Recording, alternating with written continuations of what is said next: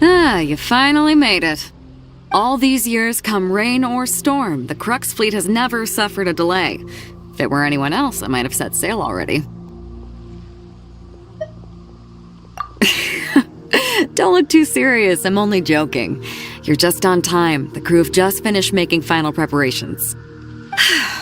Well, now that everyone's here, we set sail for the land engulfed by storm and tempest. The nation of eternity. Anchors away!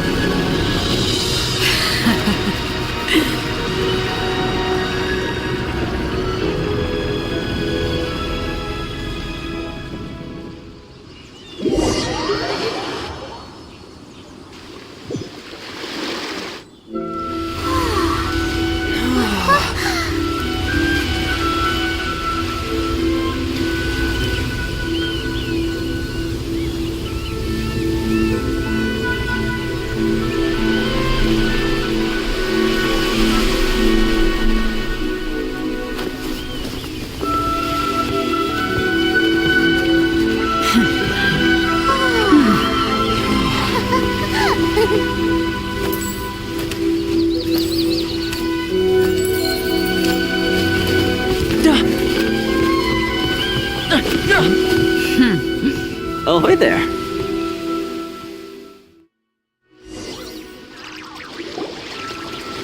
So, you finally made it. You sure kept me waiting, Captain.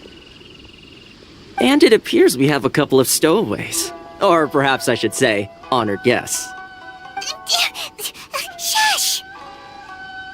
You can blame your almighty Shogun. The tempests around Inazuma have been growing all the more fierce lately. Though the fleet was fully up to the challenge, the inclement weather still caused some delay. Now then, let me introduce everyone. This is Toma, a trade partner that I've gotten to know recently.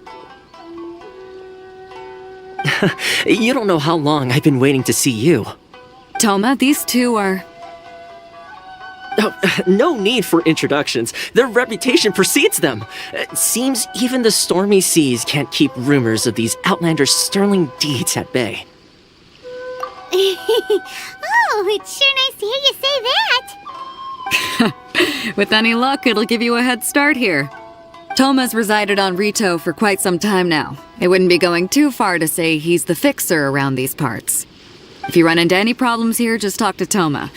But if he tries to pull any moves on you, I'll be sure to deal with him personally the next time I'm around. No need to worry. I'm sure we'll get along just fine. Good. Then if it's all settled, I'll be going.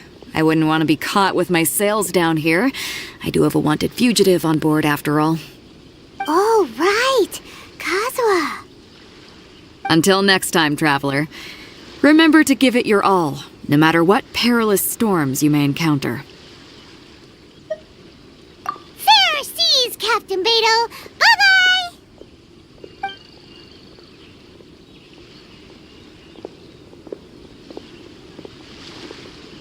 Now then, first things first. We need to go get you registered at the border checkpoint.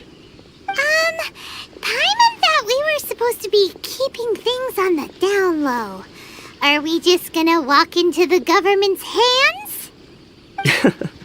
Don't underestimate the reaches of the Sakoku Decree. You wouldn't be able to avoid inspection even if you tried. So we have to play by the rules. even if we're kind of bending them.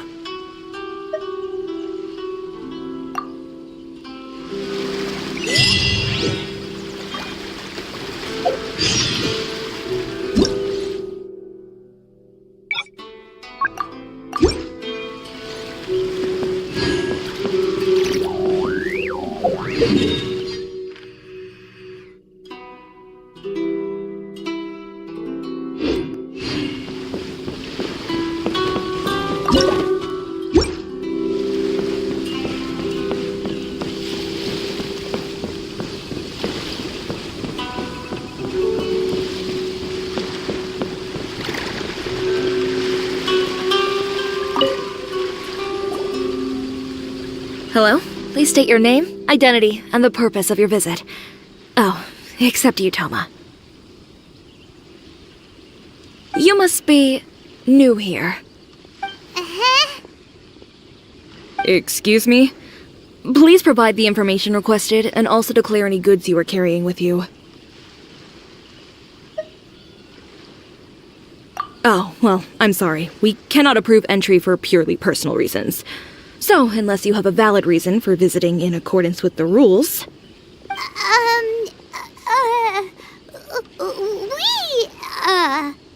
My apologies, but I'll have to ask you to... Here are their entry papers, for your kind perusal. What? Take your time. No rush or anything. I just wanted to see what you'd say. Sorry about that.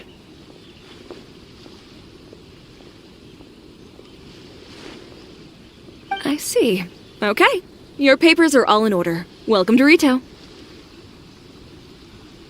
Phew. So, where do we go next? The Outlander Affairs Agency. They only check entry permits here. If you want to remain on Rito, there's a process you have to go through with them. Sheesh. So it is super strict, just like everyone says. Well, let's not forget that to everyday folk in Inazuma, people from everywhere else are referred to as outsiders. As the word suggests, Outlanders aren't very welcome in Inazuma with the Sakoku decree in force. Not even on Rito, where they've established an outsider settlement. I like how you think. I've got a feeling we're going to get along very well. Now, let's head over to the Outlander Affairs Agency. Most of the current rules were put in place by the administration of Rito, the Kanjo Commission. The Kanjo Commission? Yes, one branch of the Tri-Commission of Inazuma, responsible for growing and managing the nation's wealth. You really...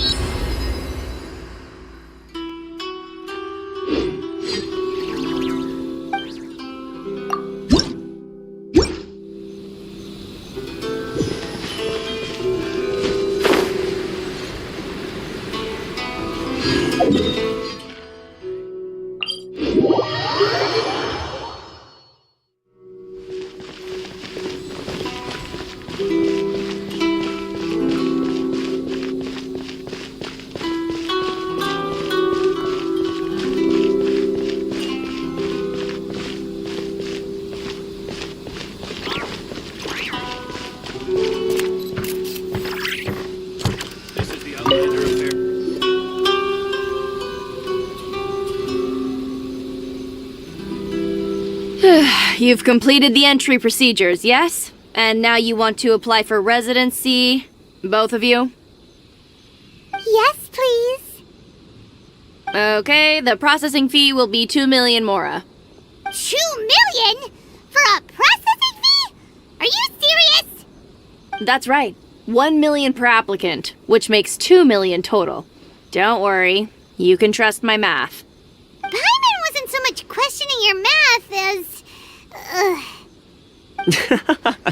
Ma'am, these two here are good friends of mine. I think you'll find I'm one face you recognize. Ah, Mr. Toma, it's you. By way of courtesy, allow me to reduce it to 400,000 mora total. Thank you ever so much, Miss Eureka. But as this is just a processing fee, I think 600 mora should cover it if I'm paying on their behalf. I'll treat you to dinner too. How does that sound? That's not how you haggle! By all means, bargain the price down, but... Alright then, as you wish, Mr. Toma. I will make a record. Much obliged.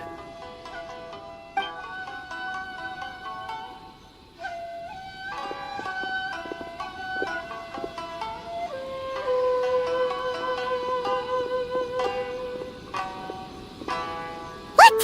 She went from 2 million down to 600? There's something seriously wrong with people's sense of finance around here!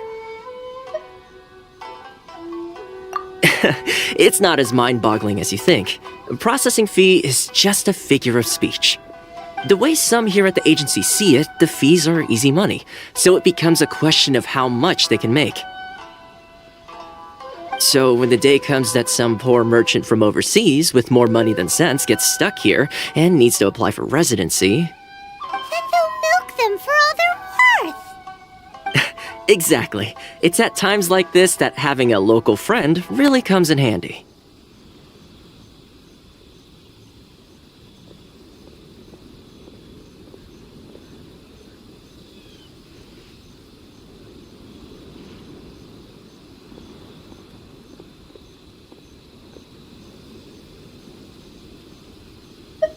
Yes, but when you're an outlander in Inazuma, far from home in this closed nation era, there's very little that can be done about it. The most that overseas merchants can do to look after themselves is stick together. That's how the International Trade Association came about. So it's a trade association built by and for Outlanders? Yep. And as well as advancing commercial interests, the association provides help, support, and structure for Outlanders trying to survive on Rito. Essentially, it's an association devoted to both commercial excellence and survival skills. Sounds like just staying alive is an achievement when you're an Outlander in Inazuma. I see. So this is the real purpose of your trip. Yes, given that you are Outlanders, it's certainly a lofty aspiration. After all, the Raiden Shogun is the most exalted and revered one in all of Inazuma. She is a deity who reigns on high, while all other life gazes up in awe. Huh. I was going to say nothing is set in stone when it comes to who you will encounter in this world. Who's to say you won't happen to run into the Raiden Shogun one day after lunch? Uh-huh. And is that likely? Okay, I'll give it to you straight. I know of a way to introduce you to the Raiden Shogun. Really? Wow! The Rito Fixer's better connected than we thought! I mean, it will take all the resources I have at my disposal, but it can be done. However, before we get there, connections come at a high price, you understand? Not you too! No. In this instance, when I say price, I'm not talking about Mora. In fact, there's no real cost as such. It's just that if this is something you really want, you'll have to agree to help other people solve some of their problems first. I like to do things in a way that keeps everybody happy. It's my own personal rule for dealing with situations like this. Sounds very reasonable to Paimon. You're the man in the middle, so you have to trade favors to keep everyone indebted to you. Why do I get the feeling you're making me out to be some sort of crook? Never mind. Here's the situation. As I touched upon earlier, the members of the International Trade Association are constantly struggling to survive. Recently, things seem to have gotten more difficult than ever for them, so just go and check things out. See if there's any way you can help. The head of the association is called Caricio, and he's a good friend of mine. Go talk to him. I'll wait for you here.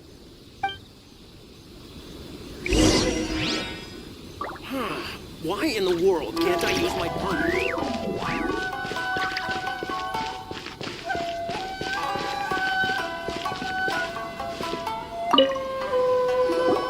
Huh? Hello there. You must be seeking refuge with the International Trade Association. The Outlander Affairs Agency took you for all you're worth, I suppose. Good. That's a relief. You need to be careful, or you'll find yourself losing your savings all at once. We heard the association has been having some difficulties lately. Is that true? Yes, left, right, and center. Obstacles at every turn. But that's nothing new for us. The Sakoku decree certainly makes things difficult for anyone who wants to come here from overseas. But it's not the root cause of our woes. The Sakoku decree might restrict our scope of activity, but in and of itself, it doesn't stop us from being able to enjoy a comfortable existence. No, what's really squeezing us Outlander merchants dry is those Mora grubbers from the Kanjo Commission.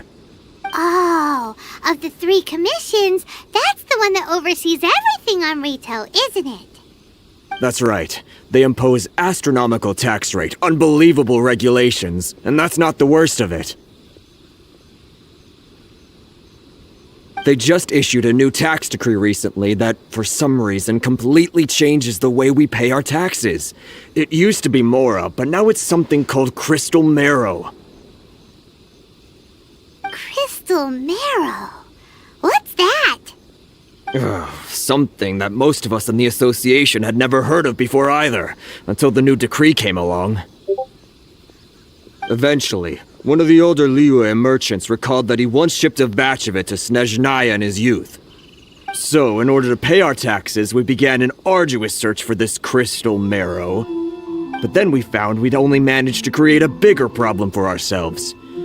The rising demand for crystal marrow drove the price higher and higher.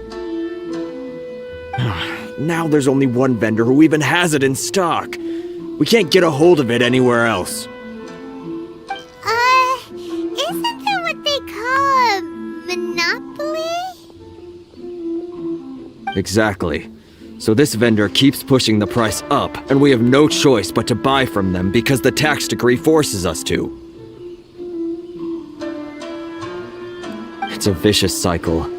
The consequence of which is that our taxes will soon exceed our profits. And once that happens... We've tried communicating with the Commission directly, but this is a nation where the cries of a few struggling merchants will never be heard over the ever-present roar of thunder. Fontaine, my dear homeland. I miss you an awful lot at the moment. Sounds awful. They're really bleeding them dry. What do you think we should do?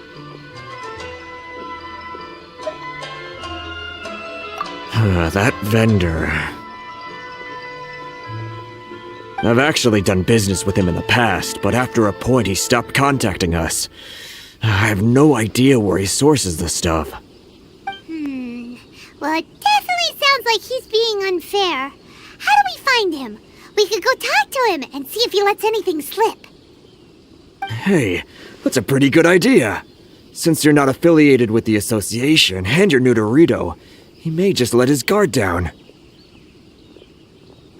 If I remember correctly, our usual meeting point with him is under a tree by the coast in the residential district. See if you can find him there. Got it! We're on the case!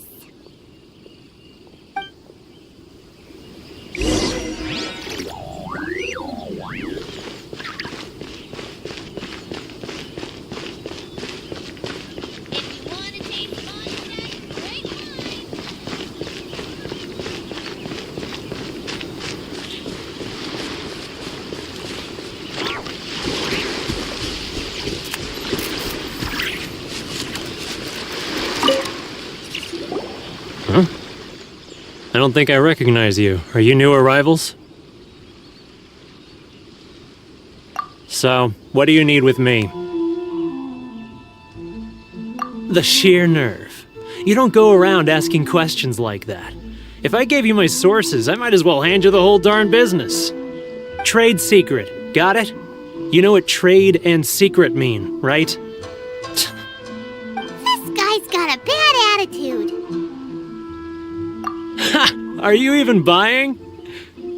Oh, I see what's going on here. Karisu and his associates sent you here to try and plead their case, didn't they? They're wasting their time.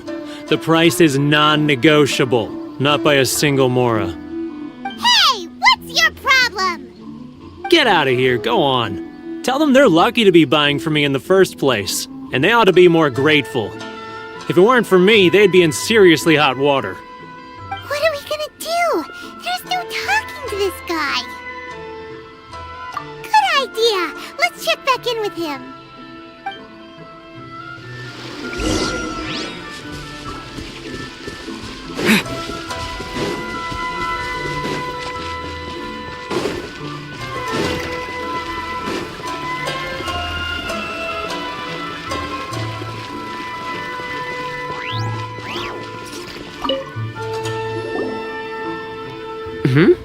That was quick. You resolved it already? Actually, we're having a little trouble. No? Well, by all means, tell me what you need. I'll help as much as I can. Getting you to go fixing things when you've only just arrived is quite a demand. Oh, that guy? I'm familiar. He used to be a bit of a sorry sight, selling shells that he collect on the beach just to get by, but he seems to have suddenly shot up in the world recently. I can only assume he must have found himself a patron after leaving the International Trade Association. You're saying he used to be a member of the International Trade Association? So he's an Outlander too? Yes. Couldn't you tell when you spoke to him? That's right. Werner was born in Mondstadt, then went into the shipping business, trading between Leah and Inazuma. When Inazuma closed to the outside world, he was one of a group of Outlanders that ended up stranded on Rito. What a bummer. The International Trade Association was initially very generous to him, but over time, with decree after decree, the association members found it increasingly difficult to make ends meet. So he left the association and turned his back on them. I'm sure it's more nuanced than that. I believe even the most ungrateful and cold-hearted of people still have some amount of gratitude and warmth left in them somewhere. Really? Is that all you need to know? Well then, it sounds like you may have found a way in with him.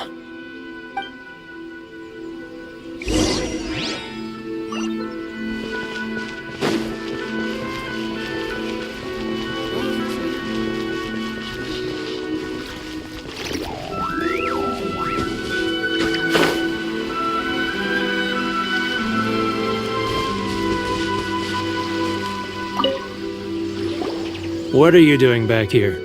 Just because I got plenty of time on my hands doesn't mean I want to waste any of it talking to you.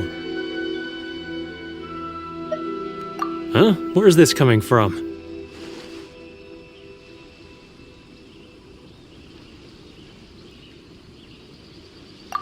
Mondstadt? You were talking about Mondstadt.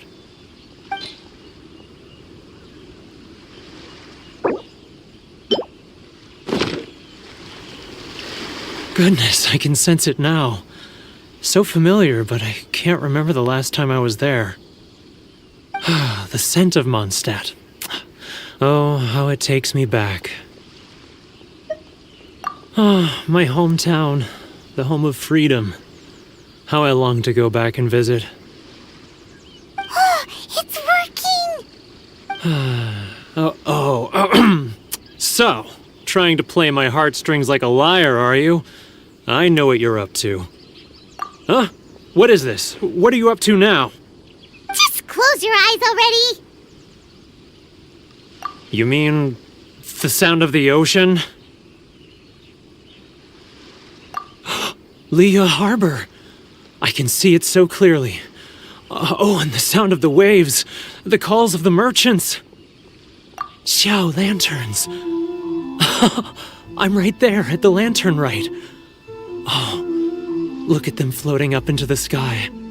This guy has a really active imagination. Either that or he really does miss Liyue Harbor. Liyue.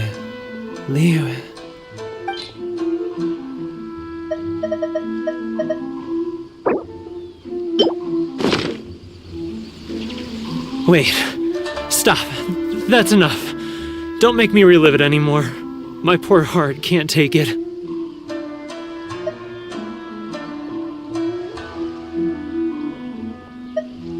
You mean the folks from the International Trade Association? And I suppose they are far from home, just like me. Often, I'll sneak down to the shore at night and listen to the sound of the waves. I like to imagine it's the voice of my hometown, carried across the ocean. I've run into folks from the association more than a few times doing just that, but I always hide my face and slip away. Don't you think I've wanted to talk things through with them and free myself from this anguish? Well, no one's stopping you, so... They're so resilient. None of them had anyone else to rely on, so they rallied together, committed to finding a way to survive. But I couldn't do it. I'm not strong enough. So I caved. Those people, they'd make the smallest of promises, offer the most measly benefits, and I'd do whatever they asked of me. And make Mondstadters look like the worst people in the world. Alright, I'll tell you the whole story. It's eating me up inside, and I can't take it anymore. You ready to talk now?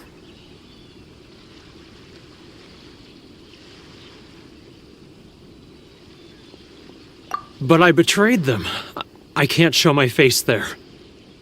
Come on, you scaredy cat.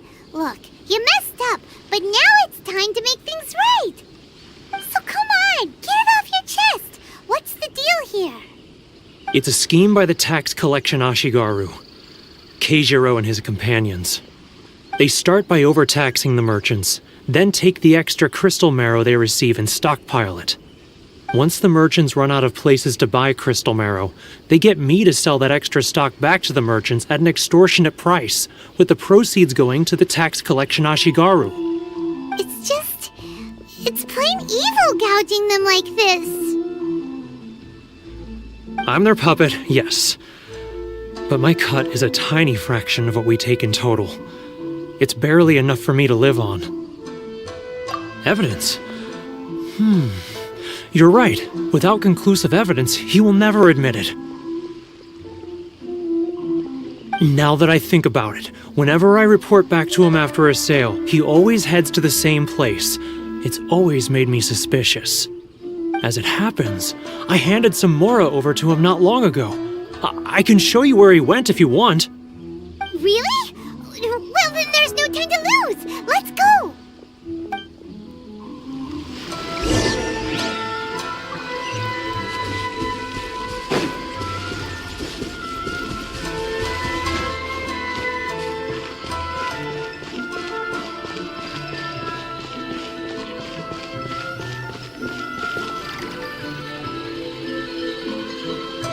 Keijiro! It's him! After him!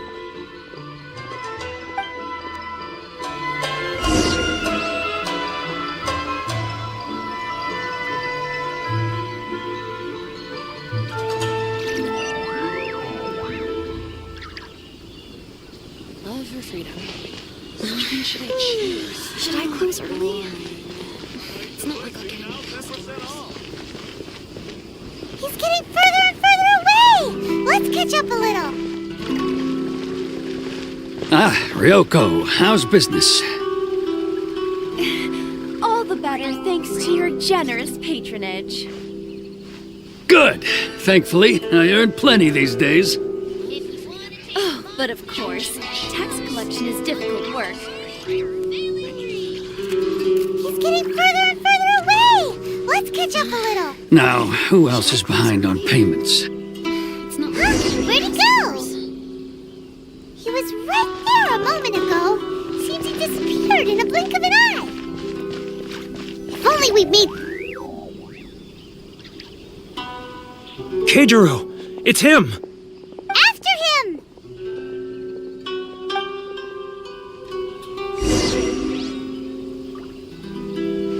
Love or freedom?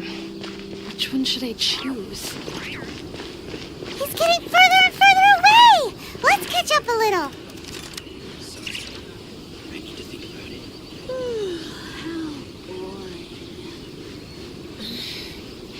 Should I close early? It's not like I'll get any customers. Ah, Ryoko, how's business? All the better thanks to your generous patronage. Good. Thankfully, I earn plenty these days. Oh, but of course, tax collection is difficult work.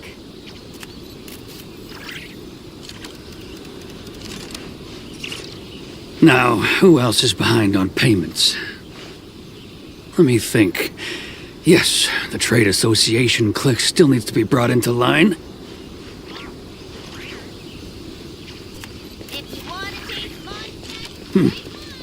What was that sound? Quiet! Don't let him find us! Must be hearing things. Ah, drat, I'm behind schedule. I need to hurry. He's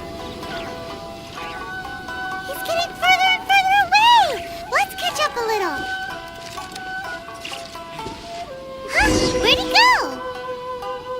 He was right there a moment ago. Seems he disappeared in a blink of an eye. If only we'd made less noise.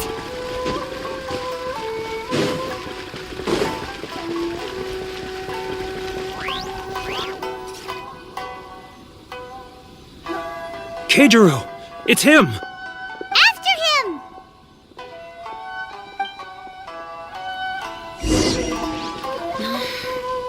Too close! That's too close! He'll notice us for sure!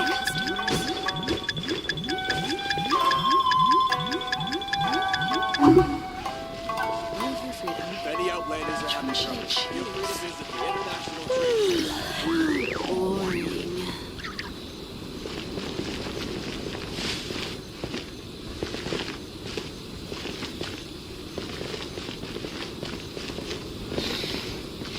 Should I close early?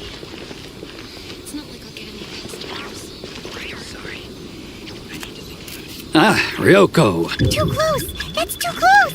He'll notice. He's getting further and further away! Let's catch up a little. Which one should I choose?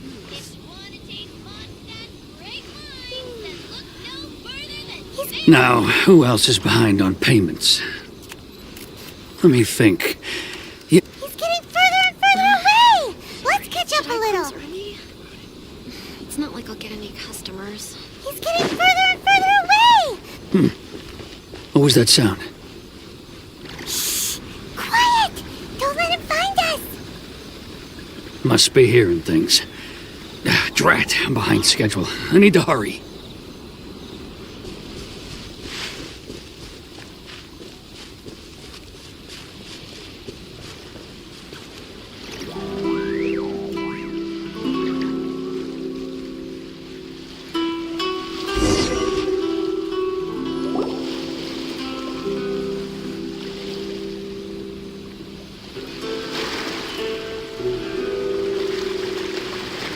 What could he be doing at a place like this? It looked like he buried something over there, didn't it? Why don't we take a look?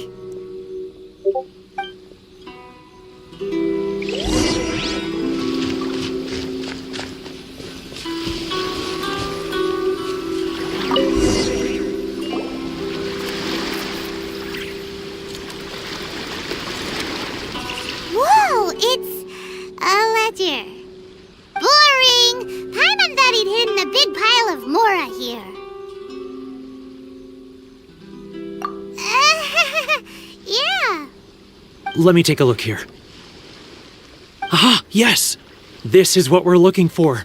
A clear and complete record of every single transaction, each one proof of his guilt. Great! Well, now we have our hard evidence. Let's go tell Karisu the good news, shall we? I'll say goodbye to you here then. Huh? You aren't gonna come with us? I need a little more time before I'm ready to face the head of the association. I'm sorry. Huh. Poor Werner's a pretty awkward guy, huh?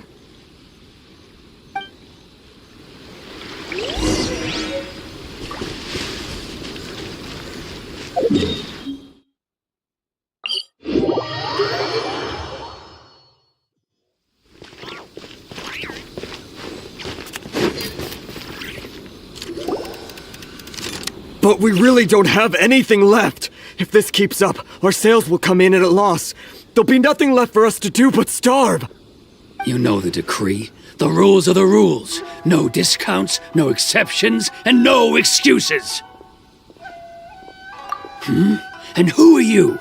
Another new member of the association? It just so happens that we found your little ledger, so now we're here to tell everyone all about how you embezzled crystal marrow to sell it right back to the taxpayers.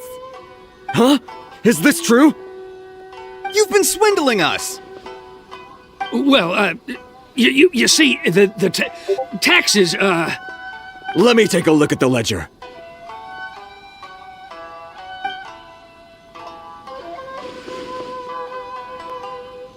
Well, would you look at that? Every payment the association has made is right here in your personal ledger. So, Mr. Keijiro, it seems you have some explaining to do. How shall we settle this, So you think you can use this against me, do you? It's quite obvious that I'm merely trying to earn a modest living for myself, like anyone else. Word has it that samurai and the commission place great importance on reputation and prestige. Though I'm sure commission members won't blame you once word gets out. Huh? Is that a threat? Are you threatening me? No, not at all. I'm simply stating that it would be quite a pity if an illustrious gentleman such as yourself were to have their reputation tarnished. Well, even if what you say is true, what do you suggest we do about it? I believe you still have a quantity of crystal marrow in your possession, correct? Perhaps that crystal marrow could be used as compensation for the recent tax hike, and us merchants could finally have some more breathing room. Is that it? Do you have any idea the hoops I had to jump through to get the crystal marrow and keep it hidden? Fine. In that case, I'll send it over to you today. And not even an ounce of shame for his actions. So that's it? My shop's been closed for weeks now. I've even had to ask my friends to help bail me out. What about my losses? Come on, Harrison. We've already struck a good deal here. I'm sick of being pushed around like this. I won't let him off so easily. Harrison! Hey, what's all this racket? Does someone dare question the decree? Chief, you've arrived. What was all the commotion I heard just now? Oh, we were just discussing a minor tax issue. I do my utmost to lend them a helping hand, but they're never grateful. A helping hand? The only thing you're doing is stuffing your greedy pockets with our hard-earned wealth. I assure you that Hirage Shinsuke will hear of this. Oh, and you dare to utter the commissioner's name. You outlanders have no respect for the rules. Seize the merchants. We will resolve this dispute back at headquarters. Uh-oh. This is going in a bad direction. Gentlemen, come now. Is there any need for this? If there's a dispute to resolve, let's get a drink and talk it over. Who are you supposed to be? And why in my right mind would I join you for a drink? Ha! You never heard of the Fixer? Here's my card. Huh. You're from the Yashiro Commission. Shh. Huh. Well, this is Kanjo Commission territory. However powerful the Yashiro Commission may be, you have no business meddling in Rito's affairs. Of course not. Still, perhaps you could show the young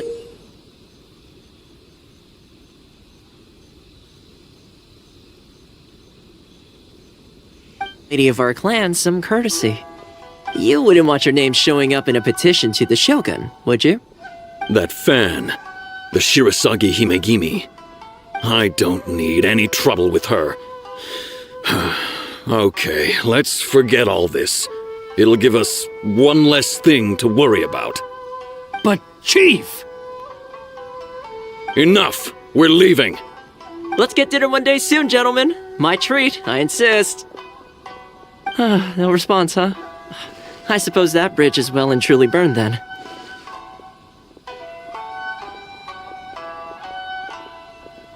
Thank you so much, Toma. But I'm sorry your relationship with the Kanjo Commission had to suffer for our sake. Hey, I was joking. It's a small price to pay, and you're more than welcome. If there's anyone you should be thanking, it's the Traveler. He's the one who found a way to turn things around.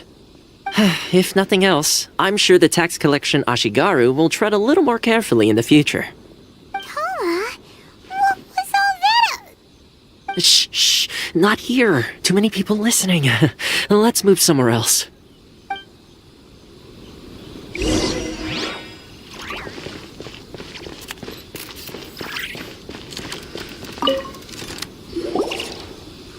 Corruption seems rife in the Kanjo Commission. They truly are rotten to the core. All right, time for me to answer your questions. What would you like to know? Straight to the point. Let me reintroduce myself. I belong to the Kamisato clan of the Yashiro Commission on Narukami Island. I'm an attendant of the Shirasagi Himegimi. You've been keeping your true identity a secret from us this whole time? So, the Yashiro Commission. Guessing that's another branch of the Tri-Commission? Correct. The Kamisato clan is the head of the Yashiro Commission, who manage ceremonial and cultural affairs. I'd go into more detail on what exactly that covers, but I'm not even sure myself.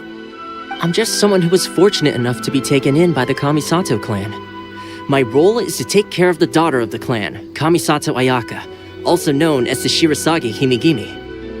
Seems like she must be super famous in Inazuma, given the reaction of those guys just now. Oh, most definitely. She's graceful, dignified, and kind-hearted too. The people of Inazuma quite adore Miss Kamisato.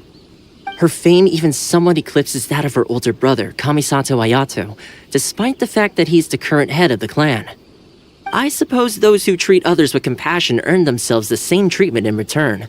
Miss Kamisato's situation certainly seems to attest to that. Take me, for example. I'm just an attendant, and yet she treats me as an equal, as she would a friend. You're asking the right questions, and to be honest, I don't want to keep you in the dark any more than is necessary. Firstly, you should know that being a fixer is not something you can fake. I spent the better part of a month tirelessly building up a network of relationships on the island, and I got to know Captain Beidou during that time too. Still pretty good going for just a month's work. Well, maybe I have a slight knack for schmoozery, but the main thing was I had to make sure I'd be in time to receive you when you arrived. Inazuma may have closed off to the outside world, but that hasn't stopped a lot of people from hearing about your feats in Mondstadt and Liyue. So, when Miss Kamisato heard of your intention to come to Inazuma, she began looking forward to your arrival with great anticipation. She's excited to find out whether the rumors are true. That is, that you have what it takes to change the tide of the times. Change the tide of the times? In the test I gave you earlier, although there were a few hiccups at the end, it was you who found the way to turn the situation around. Navigating powerful people, using their character flaws to your advantage. It's just what Miss Kamisato had hoped to see. With your help, even the Vision Hunt decree...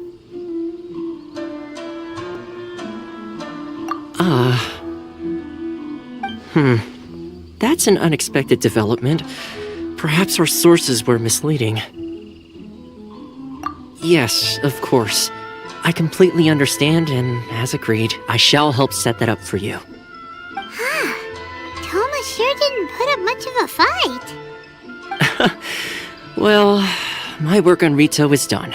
So I suppose this is goodbye for now. Oh, one more thing. This invitation letter is for you. When you get to Narukami Island, you can find me at the Komori Tea House, as per the letter. Good luck with everything. See you soon.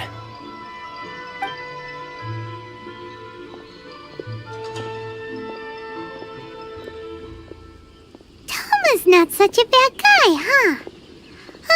We should get going. Huh? What's up?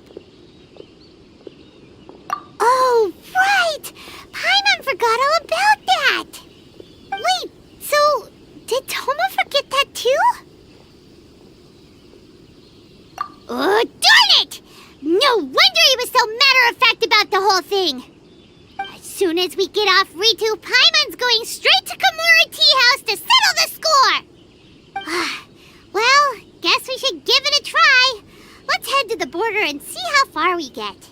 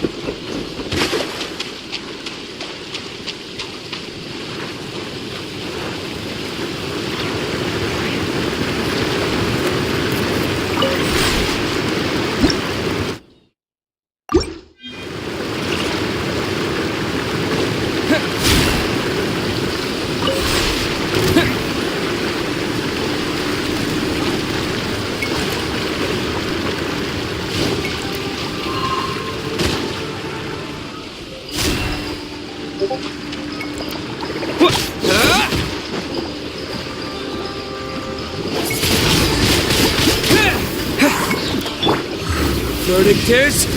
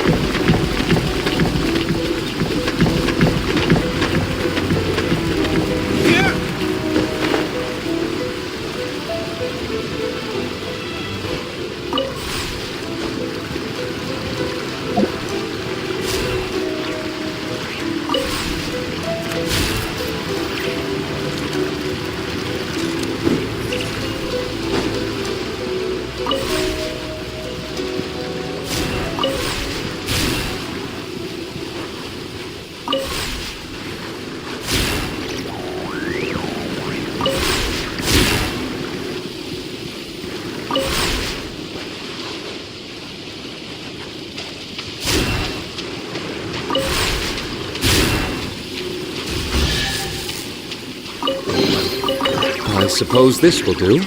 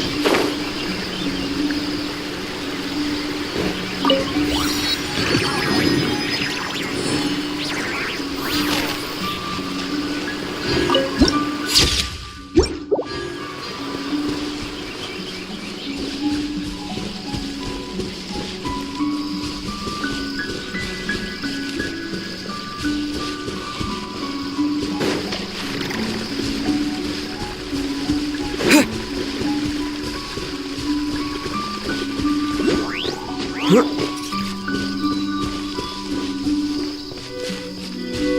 you here to play with me?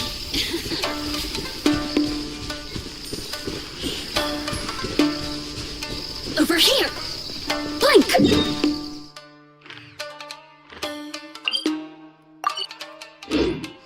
Over here!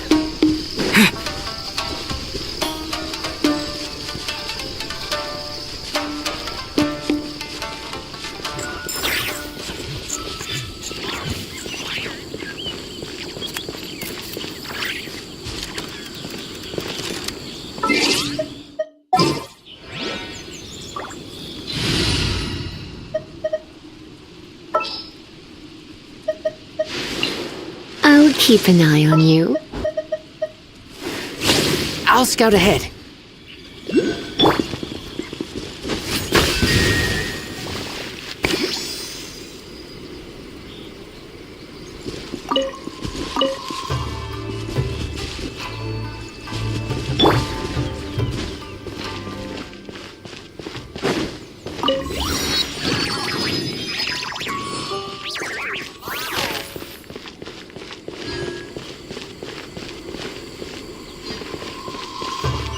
I'm sure the Kamisato plan will be fine.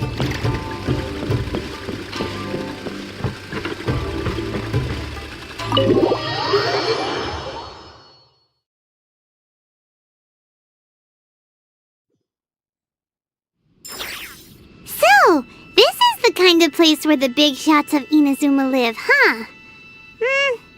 Paimon kinda expected it to be snazzier.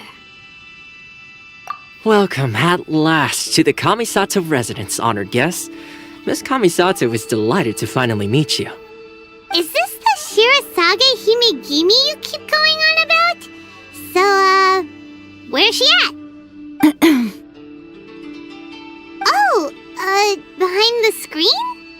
Yes. As the daughter of the Yashiro Commission, this is how Miss Kamisato is accustomed to receiving guests. Consider it a time-honored tradition within the Yashiro Commission. Forgive me if this is an unwelcome surprise. Makes sense. She's a super important person after all. Please forgive my lack of courtesy for receiving you in this fashion, especially following such a long and wearisome journey over the sea. I have awaited your arrival with great anticipation, and Toma assures me that you do indeed possess the power to change the tide of the times. At present in Inazuma, in the name of the Vision Hunt Decree, the people's aspirations are being senselessly trampled underfoot. Though the Yashiro Commission serves the Shogun, it is the people with whom we share close bonds, given the contact we are required to have with them in the performance of our duties. A commission's power rises and falls with the trust of their people. Thus, we cannot remain indifferent to this situation without also remaining indifferent to our own fate. Traveler, lend us your power, and we can... Oh. See, milady, it's just like I said. This will take us nowhere. No, please! Wait! Please, don't go! I will introduce you to the Raiden Shogun on one condition. You must fulfill 3 small wishes on my behalf. What are your wishes? They pertain to 3 whose visions were taken from them. Perhaps once you've met them, you will understand.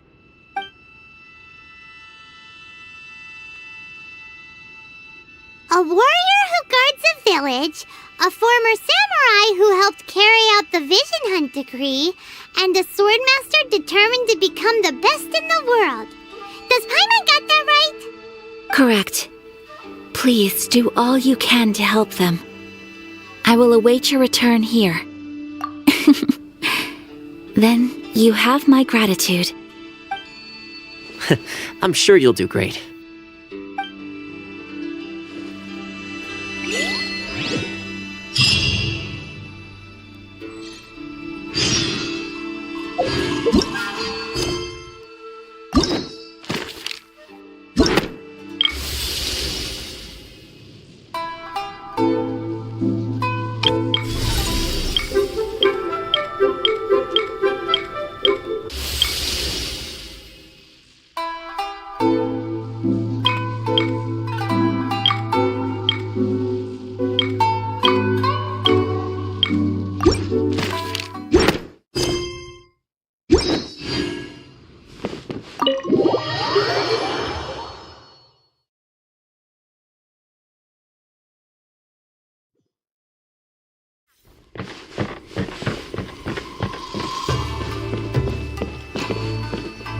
Let's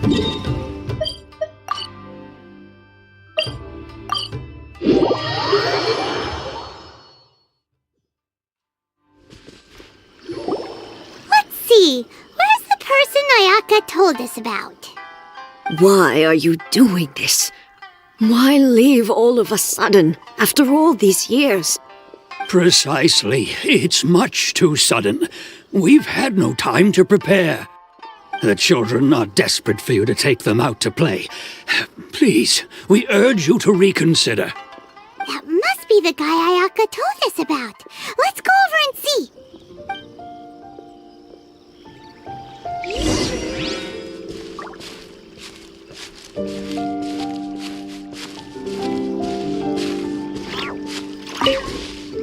Ah, you must also be here to try and convince Tejima to stay. Tejima has protected this place ever since he arrived here 30 years ago.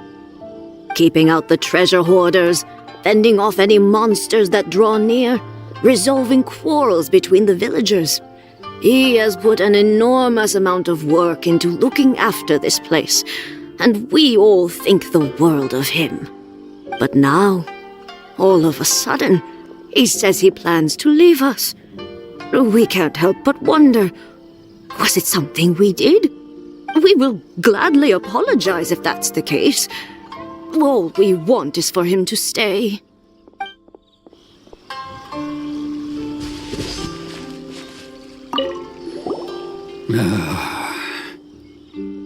If you want my opinion, something to do with the Vision Hunt decree.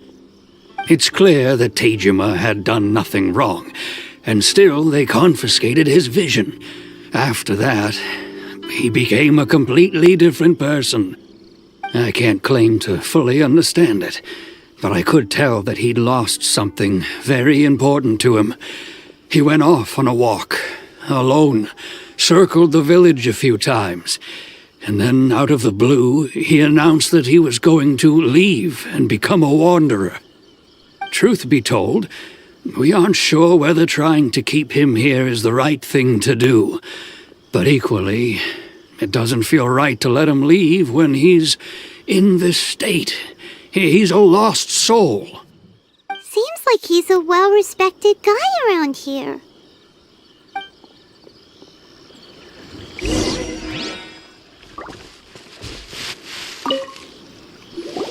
You must be Tejima. So what's made you want to up and leave all of a sudden? Me? It's not a question of why I want to leave, but a question of what reason I would have to stay. True, but that's not why I chose to stay here. And what made me want to come here 30 years ago? And why have I never wanted to leave in all that time? I don't have answers to those questions because I can't remember anymore. Ever since they took my vision away, it's like a slice of my memory is gone. In the past, I knew I wanted to stay here. But whatever resolve I had then, it's gone now. So I thought, what's to stop me from moving around instead? The emptiness inside me will be there either way. Okay. Well, in that case, if we help you rediscover the reason you chose to stay, you won't need to leave anymore, right? But if you can't remember anything, it's not gonna be easy. Oh, maybe if you just try a little harder to remember, then it'll all come flooding back? Oh, that reminds me. Last time I brought Tejima some fruit, I do believe I saw him writing in a diary. I keep a diary?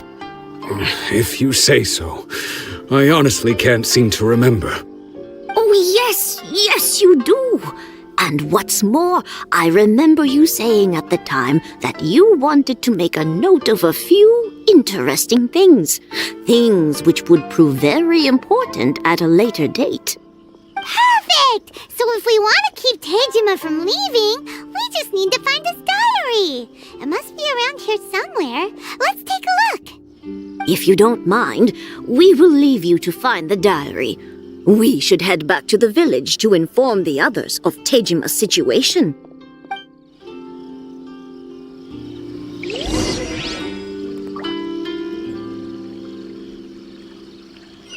One day, I'll be as great as Ryuji. This looks like Tejima's diary, all right.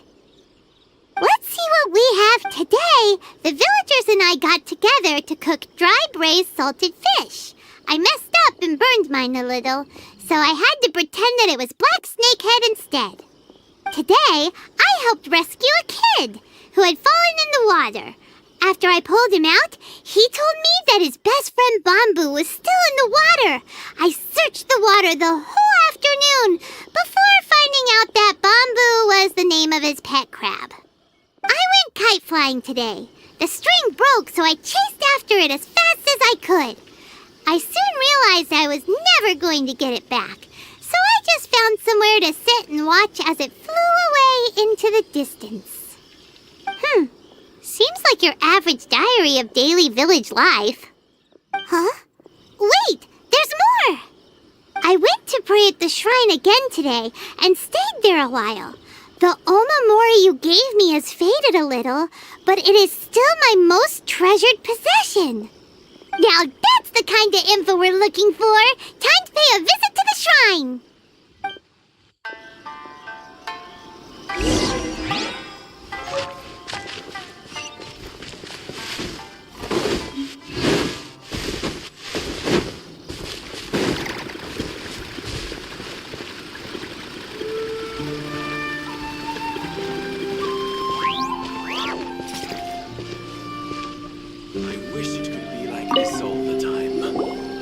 So this is the omamori Tejima wrote about. Interesting. Looking at the color and the design, Paimon would have thought it belonged to a child. But anyway, if he had this with him all the time, there's a chance some of his elemental energy remained on it. Do you think that it might come in handy?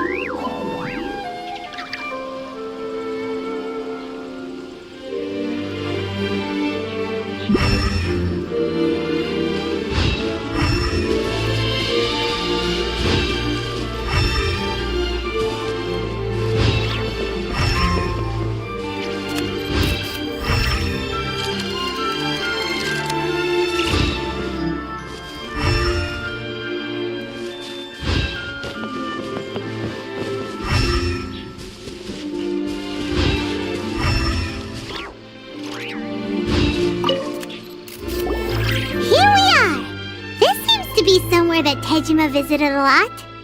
The soil looks like it's been disturbed. Maybe Tejima buried something precious here. Something that kept him in the village all these years?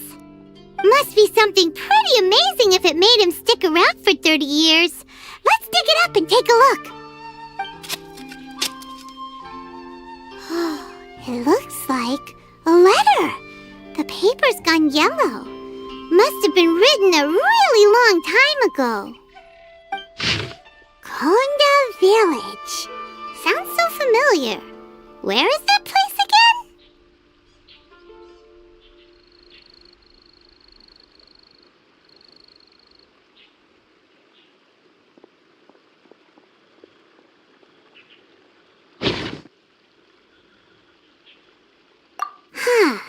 So the reason Tejima came here was to wait for someone.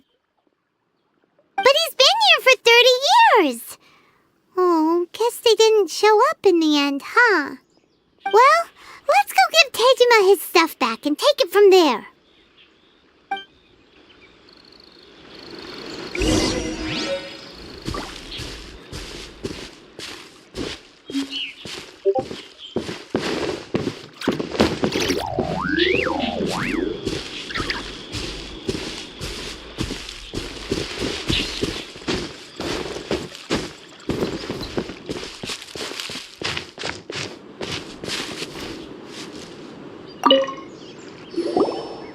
I'll be. That's certainly my handwriting. And I guess the Omamorian letter belonged to me too. But I have no memory of anything that's written in this diary. Still, it's clear that I was waiting for someone here, and that I chose to wait for 30 years. Over the years, I must have made a note of anything interesting. Anything that I could share with her when we were finally reunited. And just look at all the things that did happen over the years. The time has flown by so quickly. 30 years feels like the blink of an eye. How could I have forgotten something so important to me?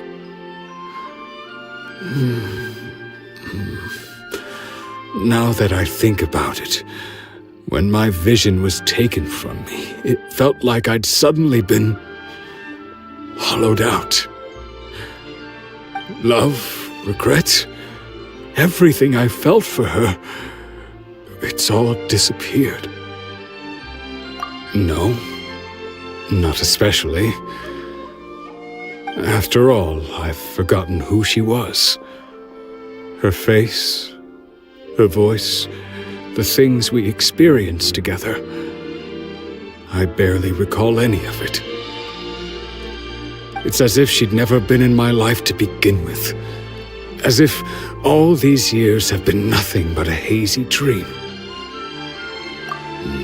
I think maybe not. If this is something I waited most of my life for, I suppose I should carry on waiting. Although, what if she were to turn up eventually, only to find I didn't remember so much as her name? Wouldn't that be upsetting for her? When I think about it like that, I do feel a slight tinge of sadness in my heart. How curious. Why am I thinking like this when I don't even remember who she is?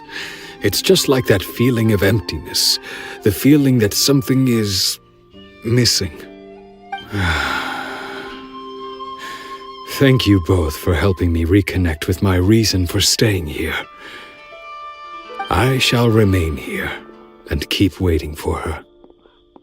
Tejima seems to be dealing okay, but still, it makes Paimon really sad.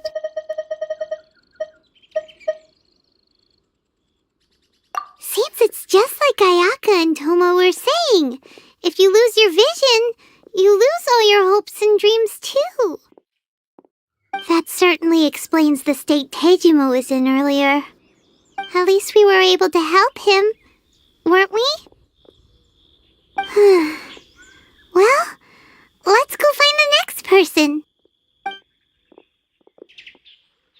According to Miss Kamisato, the second one who lost their vision is a samurai.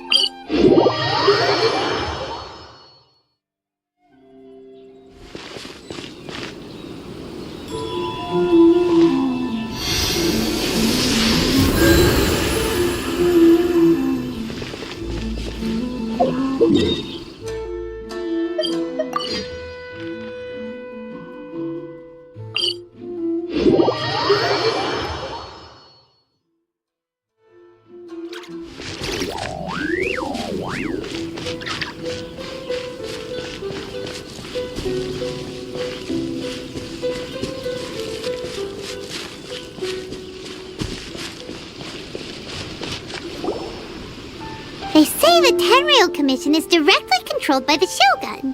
They're the ones responsible for maintaining law and order in Inazuma, the ones actually enforcing the Vision Hunt decree. But why would they take action against one of their own? Paimon doesn't get it. Huh? There seems to be some commotion over there. Let's go see what's happening. I'll ask one more time. Do you intend to withhold this month's emergency provisions? The entire clan is counting on that food. We demand an explanation. How many times do I have to say it? I don't know anything about emergency provisions. You dare deceive us? Those provisions are essential. Do you understand? Not some goods to be pocketed by greedy samurai. You samurai think you can just do whatever you please? The Tenryou Commission will hear of this! Oh, huh? And who are you? One of Kurosawa's gang, no doubt. What? We just happened to be passing by.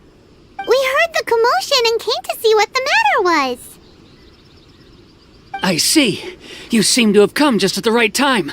Perhaps you can help us settle this matter. This is Kurosawa. He's a samurai and a member of the Shogun's army. They issue emergency provisions to the area, and he's the one responsible for distribution. In the past, we'd simply ask him for provisions and everything would be delivered. Now, he suddenly refuses to give us anything. He's keeping the provisions for himself, I just know it. We'll starve without them. No one seems to care about us. We used to think Kurosawa was a kind man, but he's shown his true colors.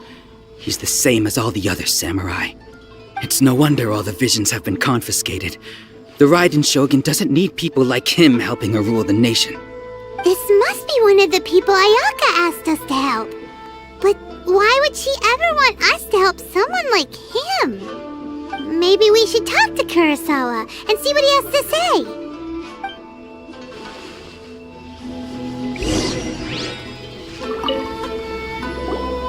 I've never even heard of these emergency provisions. I don't know whether it's rumors or whether they're trying to blackmail me. But either way, it's ridiculous. If I was hoarding supplies, would I still be the poor man I am today? My own family can barely get by as it is. Now, if you'll excuse me, I've got other matters to attend to. And that's the first bit of truth I've heard all day. The Shogun's army told me that I was unworthy of my vision. And they said I was slacking off in my work.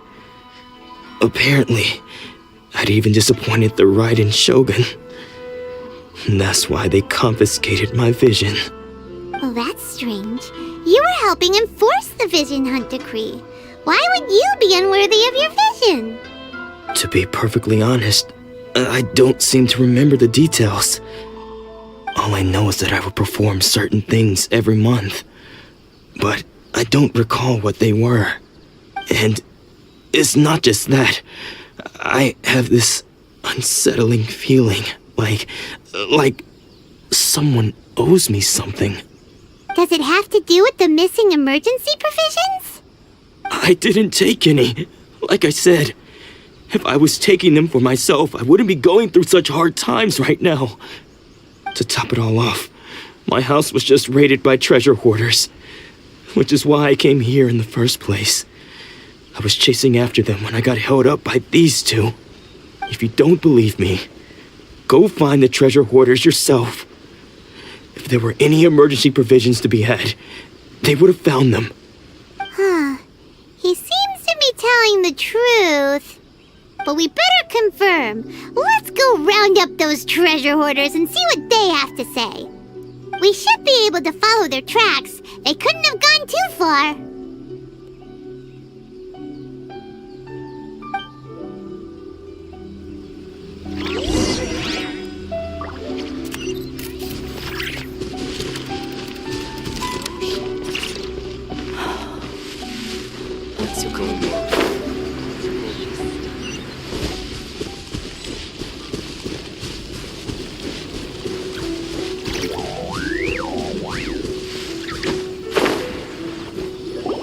We really outdid ourselves this time. All those samurai houses packed with goods. We really hit the jackpot. I mean, besides that one house. You haven't seen anything yet. There'll be a lot more where this came from. Today's just the beginning. I'll be leading you all on an epic journey of pillage and plunder that will go down in Hoarder history. You demand, boss! These seem like the treasure hoarders we're after. Let's teach them a lesson!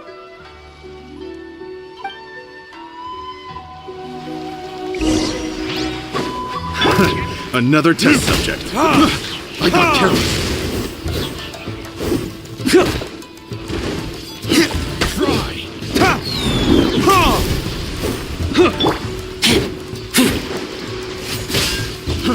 Try.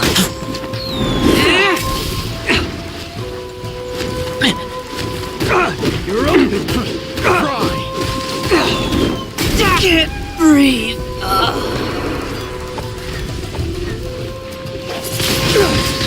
Windblade.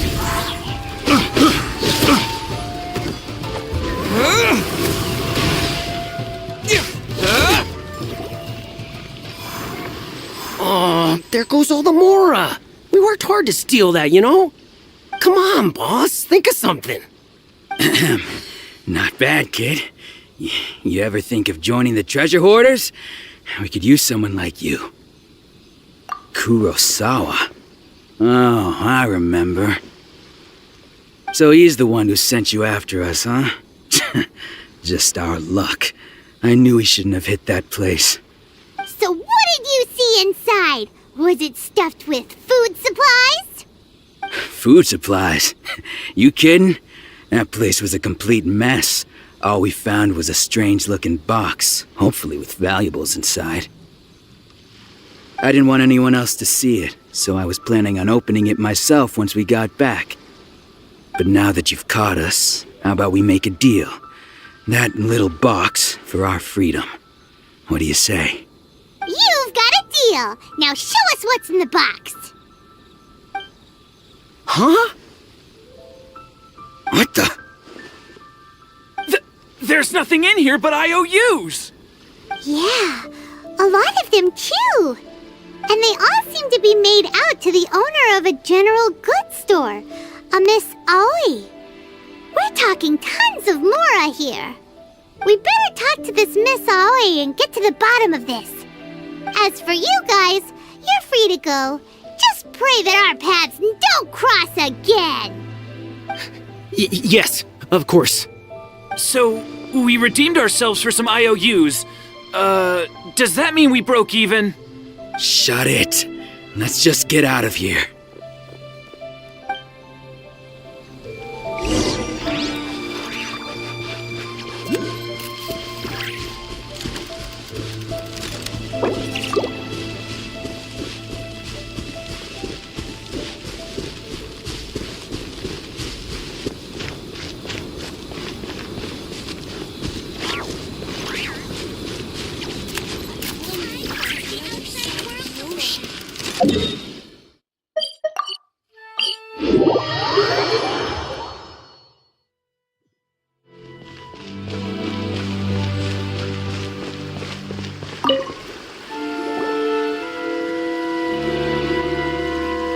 Welcome to Tsukumomono Groceries. We've got everything you need. Can I help you find something? Or perhaps there's something you want to inquire about? Ah, so you're friends of Kurosawa, I take it? Perhaps you're here to pay off his debts. Whoa! Let's not get ahead of ourselves. We're just here to learn where they all came from. How did Kurosawa end up owing you so much money? Did he buy anything super expensive here? Let me think. Kurosawa would come regularly to purchase large quantities of foodstuffs. He'd always put the payment on his own account.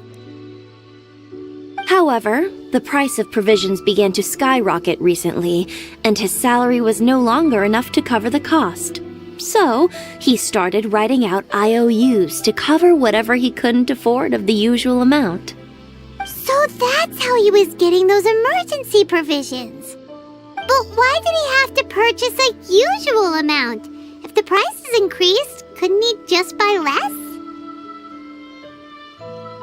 Well, if you think about it, the citizens receiving the emergency provisions must have been carefully calculating how much they needed to sustain them each time.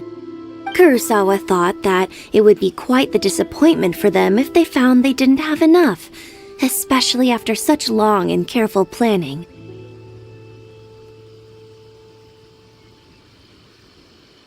So he deemed it necessary to take on the debt rather than let the people down.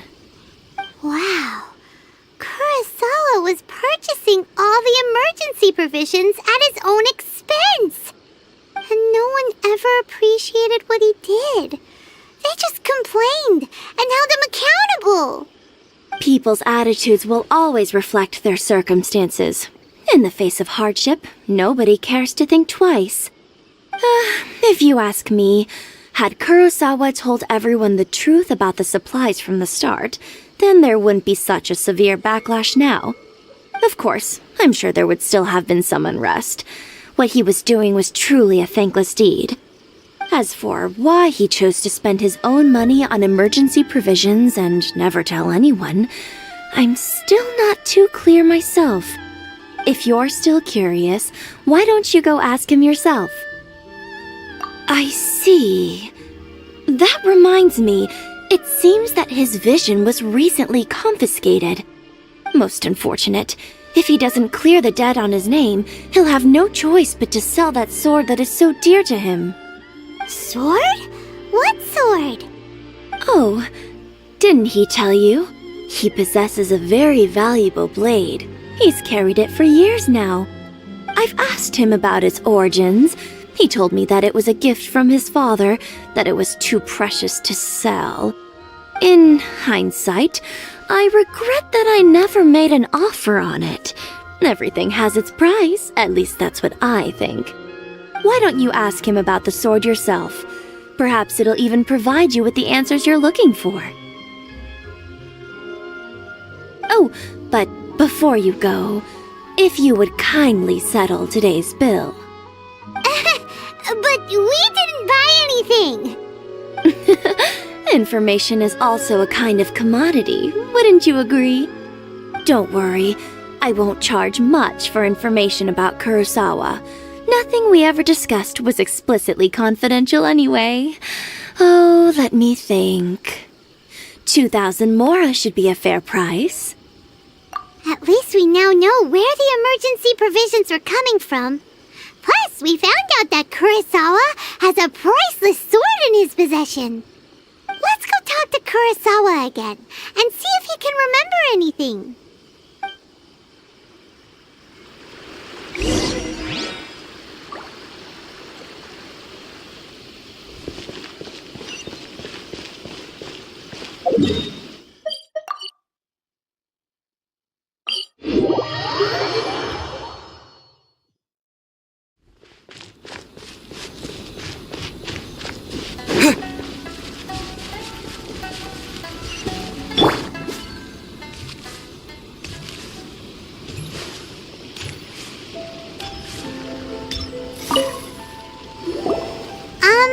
What are you doing here all by yourself?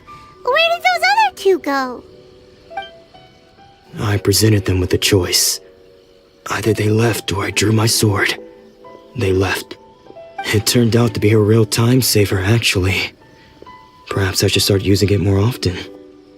Did you manage to track down the treasure hoarders? Everything I said was true, right?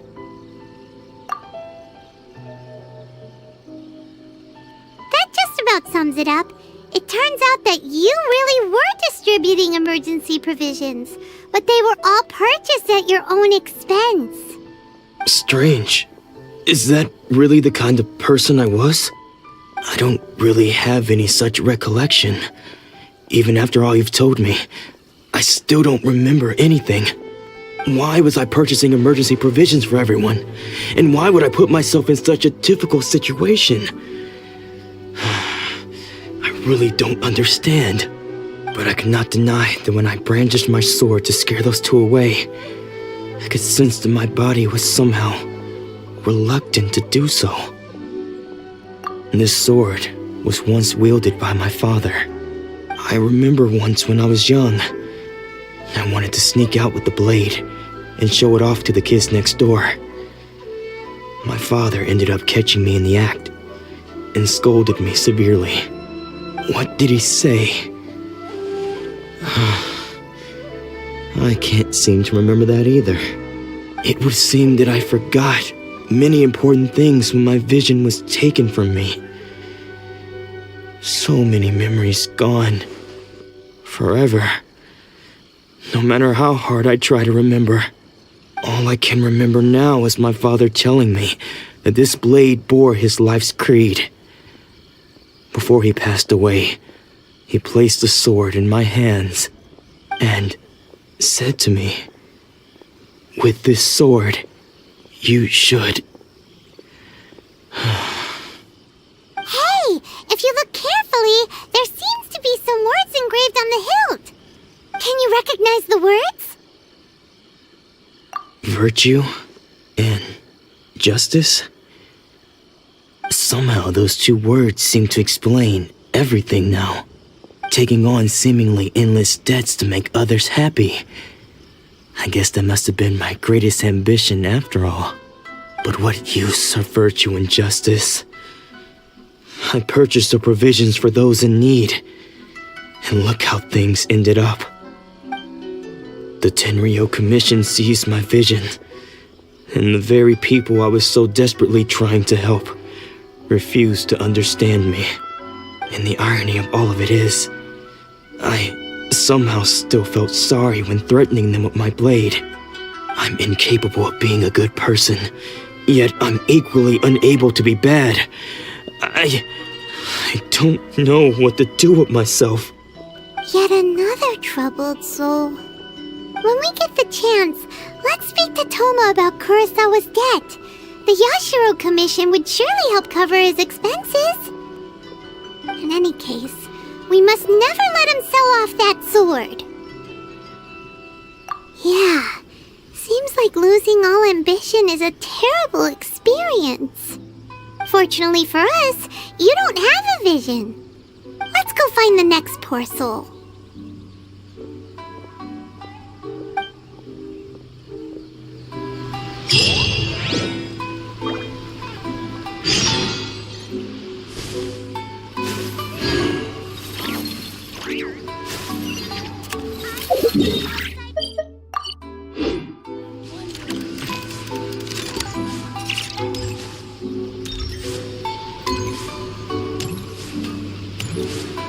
Okay.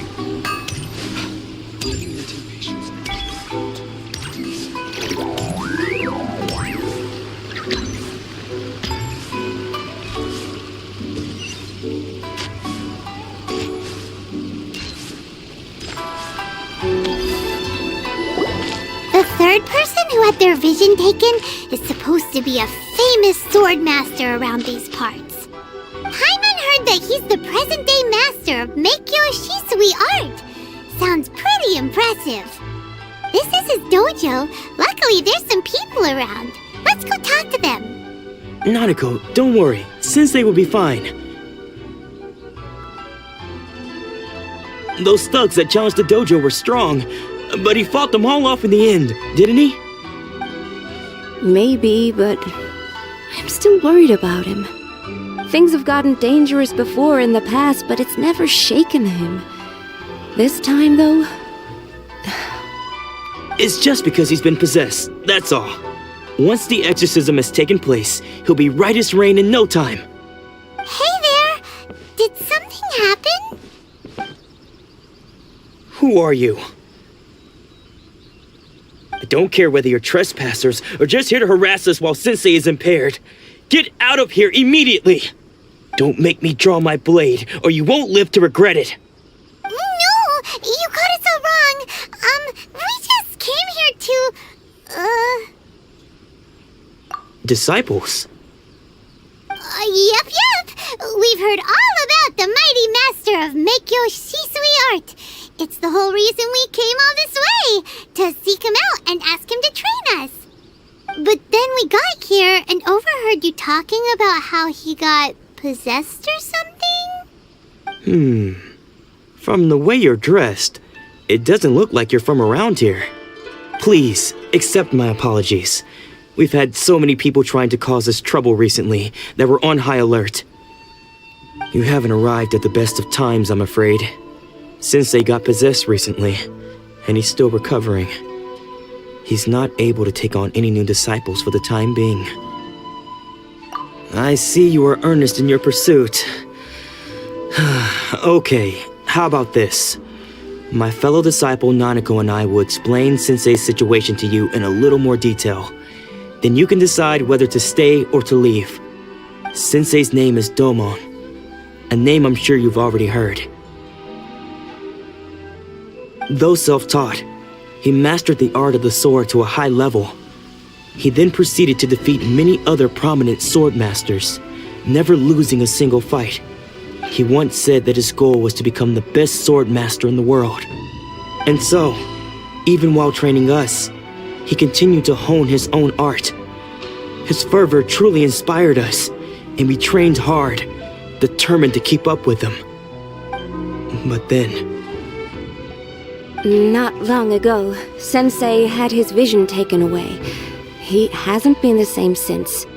He says the strangest things over and over, and he refuses to let us train. Junya and I have discussed it, and we both think that he's been possessed by an evil spirit. So we've asked the shrine maidens from the Grand Narukami Shrine to perform an exorcism. But if I'm honest, I still have my doubts over whether he'll completely recover. The Grand Narukami Shrine? What's that? You haven't heard of it? It's the largest shrine on Narukami Island. The head shrine maiden is reputed to have very close ties with the almighty Shogun herself.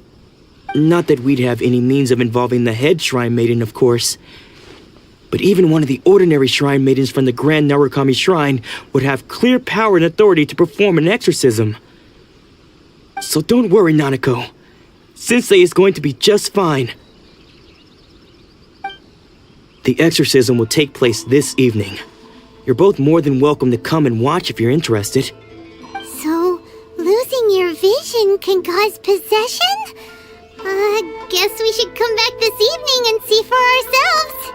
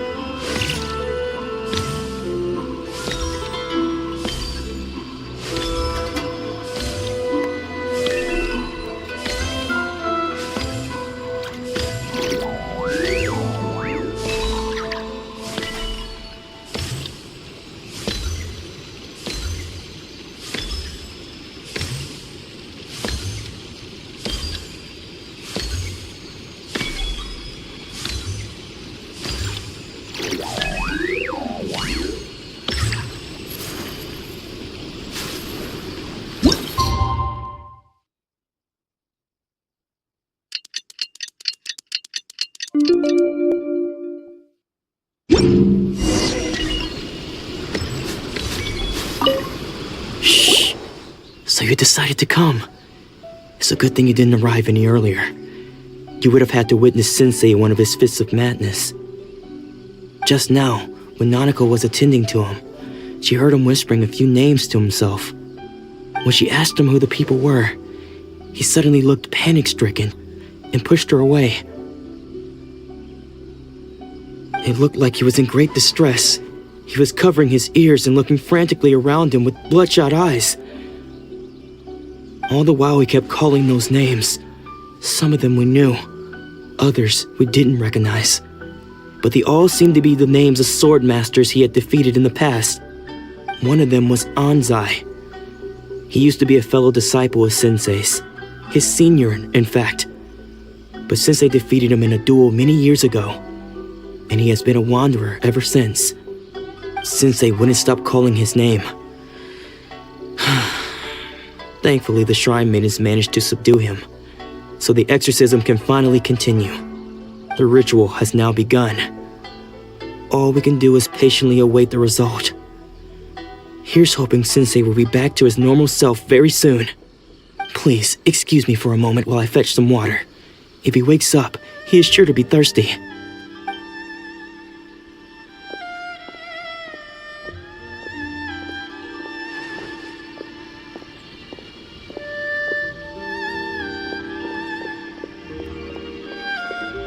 Huh? Who's that sneaking around? Uh-oh. Could they be here to mess up the exorcism? We won't let them get away with it. Come on, let's go after them.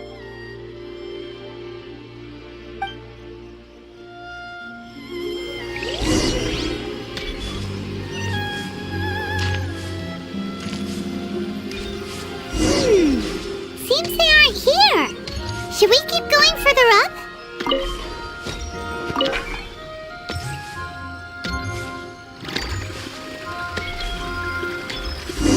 Is this definitely the right place? Let's look a little further up.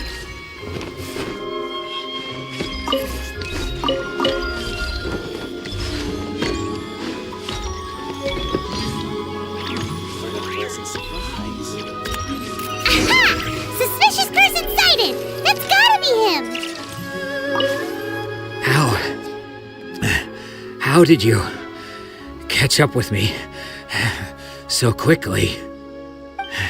Are you sure you're Domon's disciples? You move even quicker than he does. Unless... I guess it's been a few years. Maybe his skills have improved again. Excuse me? We're the ones asking the questions here. First off, who are you? And what are you doing sneaking around these parts? You seem like bad news, mister. Bad news? I'll have you know I trained side by side with Domon back in the day, long before you ever showed up. I don't care to talk about that time anymore. But if you must know, I am Domon's senior. His senior? Wait, that means you must be... Anzai? Yes, that's me. Because I don't wish to see Domon or anyone else associated with him ever again. When we were young, we trained under the same sword master, studying Make-Yoshi Sui art together. I had begun training 5 years before him, and everyone looked up to me as a steady and dependable older disciple. Practitioners of Make-Yoshi Sui art seek to achieve stillness of mind, freedom from all agitation. So the majority of disciples are indifferent to rank and reward. I was no exception. But Domon was different. The first thing he did when he joined was go straight to our sensei and ask him, with a beaming smile on his face, how to become the best in the world. Sensei scolded him and told him that the art of the sword should not be used for such vain ends. Sensei said that coveting the title of the best sword master, barely days into his training, showed that he had a fickle mind, and that this would impede him from ever mastering the blade. I thought so too at the time, but Domon began making swift progress in his training and even started catching up with me. Only then did I realize that it was Domon who had long since freed his mind from all agitation. He was consumed by his singular desire to become the best in the world. He sought nothing less than perfection in the art of the sword, and nothing could deter him from this goal, no matter what stood in his way. Sure sounds like he meant business. So how come you don't want to ever see him again? Because until he arrived, I was convinced that I would succeed our sensei as the master of Meikyo Shisui art. Of all the disciples, I was the most gifted. I had trained the longest. Everyone had high expectations for me. Domon's arrival changed everything. When we sparred, I lost not just the match, but my pride and my status too. I fled the dojo that day and never looked back. Later, I heard that he sparred with Sensei too. Sensei was advanced in years by then, and unfortunately that match used up every last ounce of energy in his body. After that, I wanted nothing further to do with him. Deep down, though, I still respected his mastery of the blade and his commitment to the art of the sword. So, when I heard rumors that he had lost his mind, my first reaction was to dismiss them as false. How could he, of all people, have lost his mind? His mind was the sharpest of them all. He had practiced Meikyo Shisui art to perfection. I decided to quietly come and see if it were true. Then, to my complete astonishment, I heard him call my name. I thought mine was a name he had long since forgotten. So you see, I came here not to cause him any harm. I just wanted to see for myself. Okay, you've heard my story. You should get back now. The exorcism is probably finishing. Seems like we got it wrong this time. He wasn't here to mess up the exorcism at all. Still, Paimon's not sure we should bring him back with us. Let's go see how the exorcism's coming along.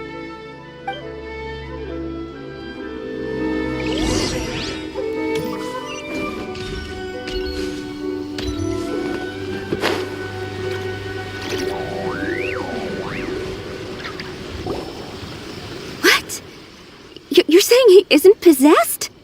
Does that mean he's just lost his mind? But how is that possible? No, I refuse to believe it. Something's clearly wrong. Nanako, please, try not to get agitated. I am sorry. With what powers I have, I can find no sign of any malignant spirit having possessed Domon. But spirits may take a myriad of forms in this world, many of which I cannot claim to have witnessed myself. Thus, I dare not rule out possession with complete certainty.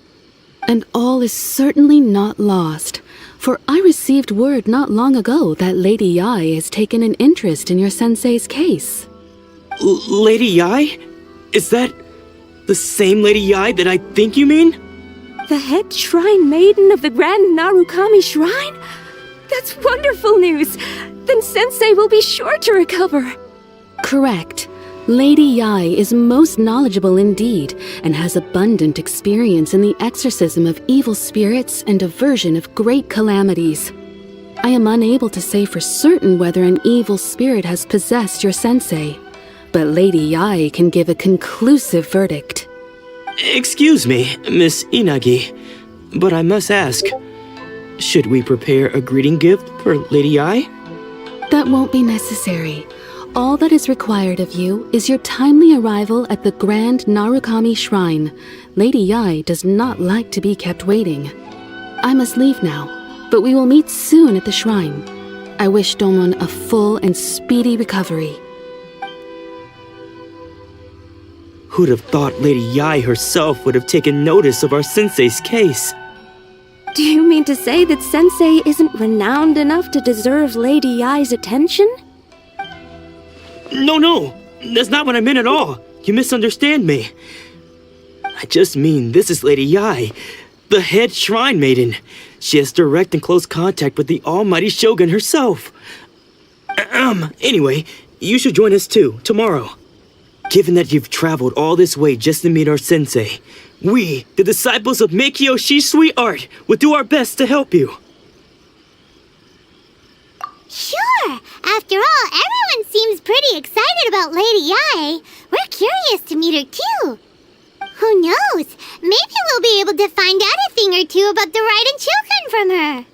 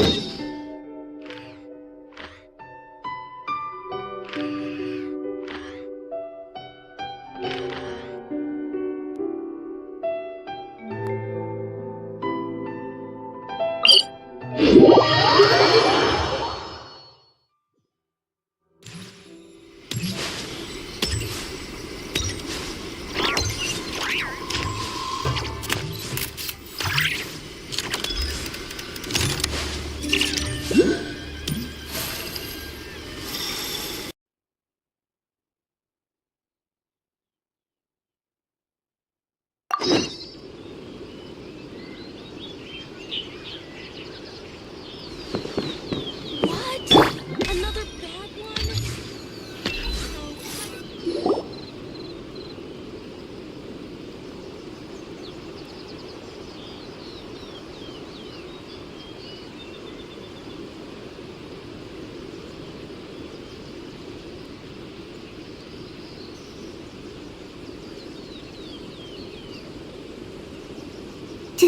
Do you think that's Lady Ai?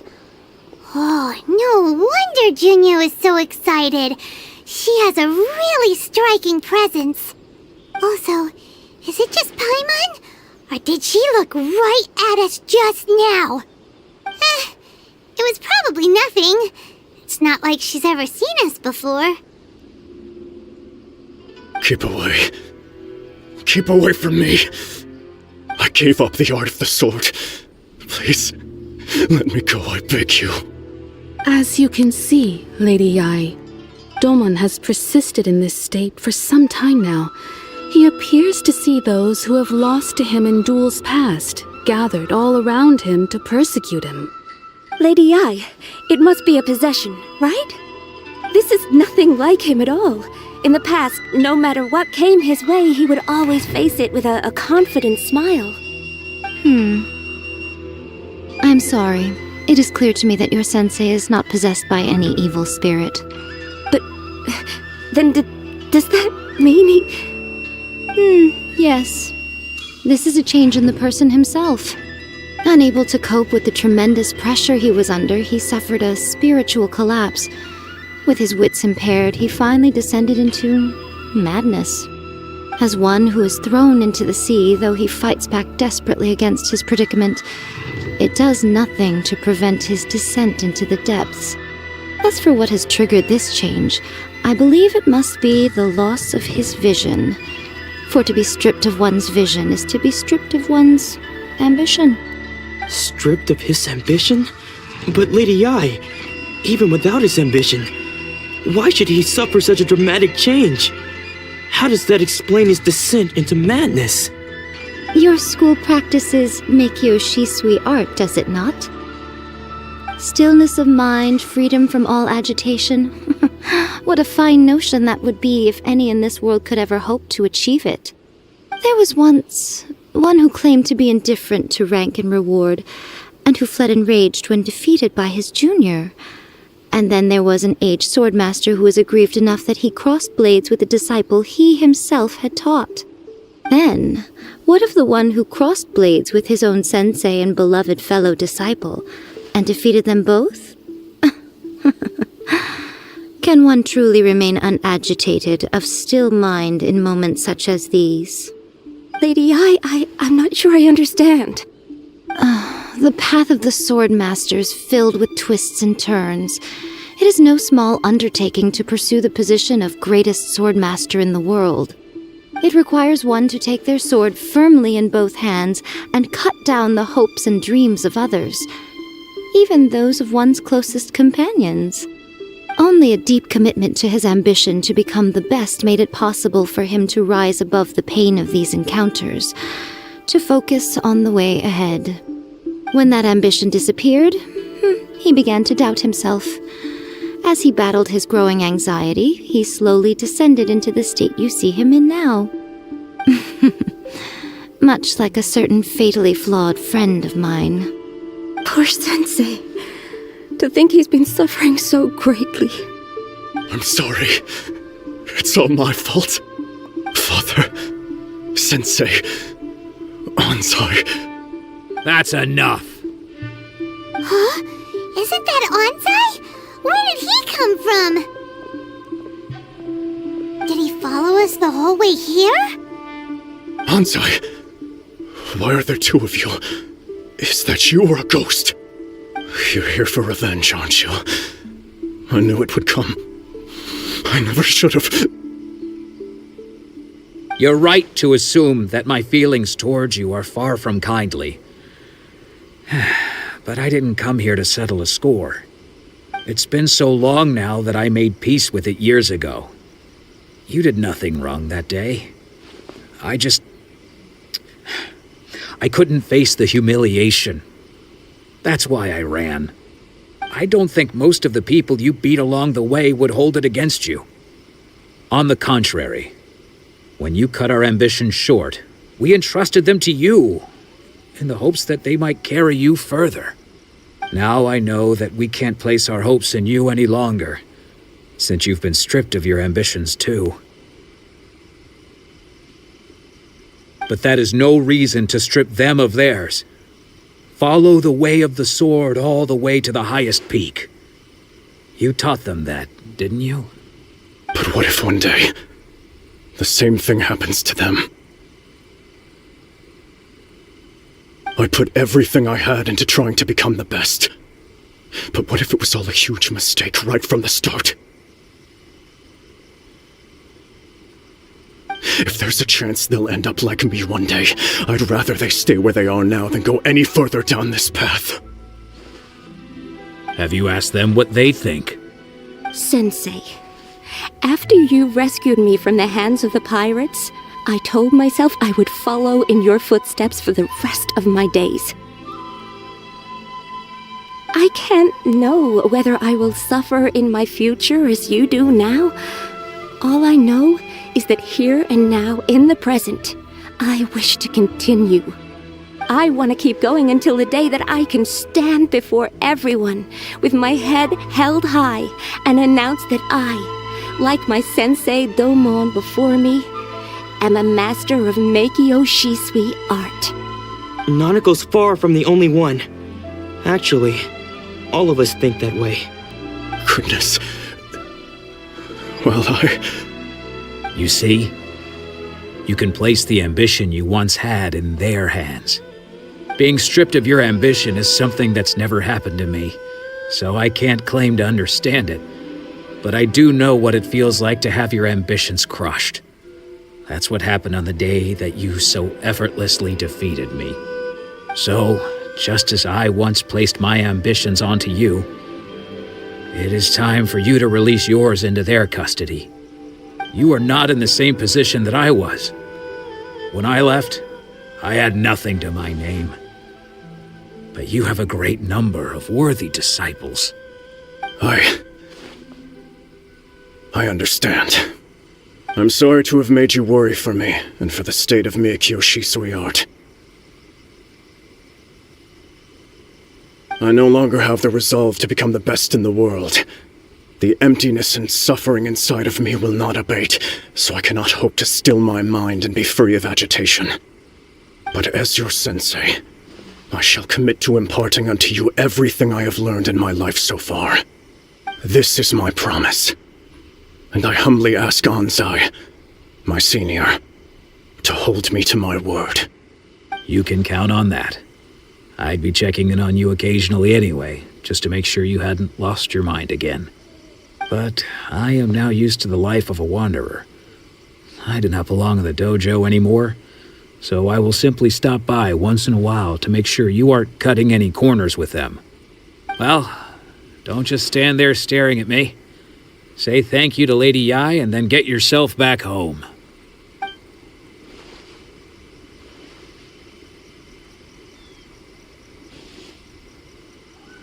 So even though his ambition was taken away, his disciples can take it over on his behalf. Guess that sort of solves this one, huh? Traveler, a moment, please. Lady Yai has some words for you. So, my intuition was correct. The wind that blows from afar carries fresh life to these shores. For us to meet now is premature. Nevertheless, you set foot on these islands at precisely the right moment.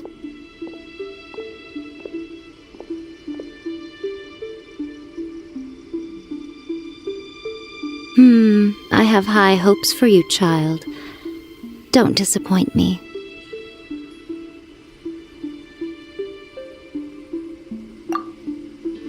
Ooh, Lady Yai seems to have taken a real interest in you. She seems super mysterious. Paimon's so curious what she really meant by all that. We can come back to it another time.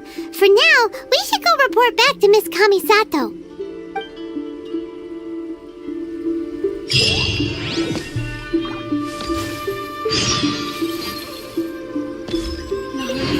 Please. See if we can stay safe.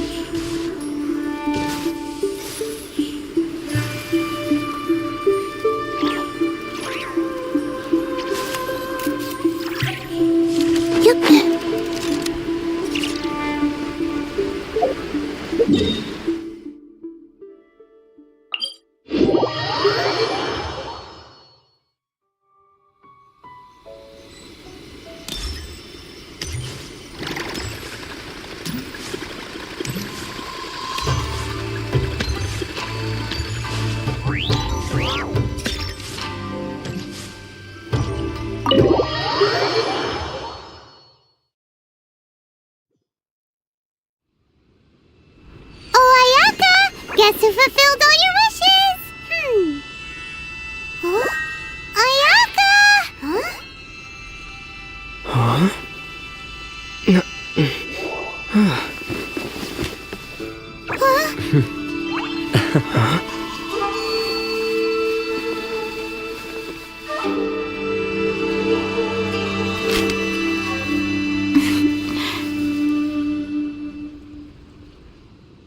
Traveler, Paimon, it is a pleasure to finally meet you both face to face. I have heard all about how you helped our three friends. My sincerest thanks to you.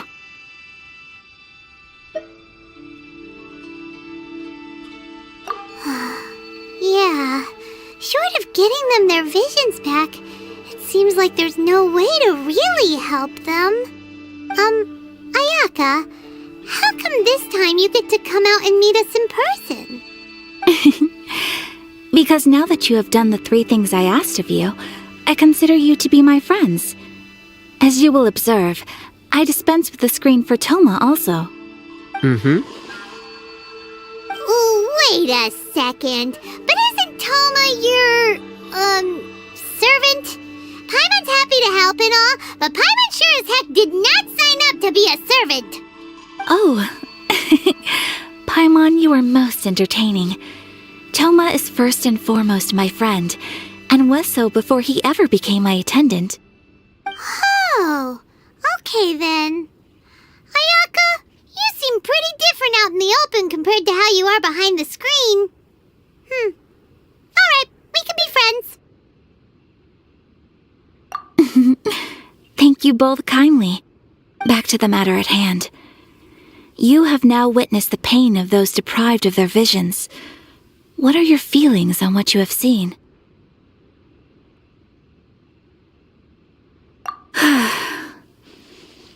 Perhaps in the eyes of a deity such as the almighty Shogun, the lives of those who inhabit the world are inconsequential. Thunders roar, lightnings flash, the winds assault, and the rains descent. All these things take place with no regard for the feelings of the common people. But I believe that surely you understand what they must endure. It seems that perhaps now you can appreciate my feelings on all of this. In which case, perhaps you would be willing to reconsider your stance? You will? Really? Naturally. All right, bravo, my lady. You were right all along. See? I told you he wouldn't reject them. I'd placed my trust in the right person after all. Now then, Given that the remainder of our discussion pertains to matters of a more confidential nature, perhaps we could move to the Komori Tea House? We ought not to involve other members of the Yashiro Commission.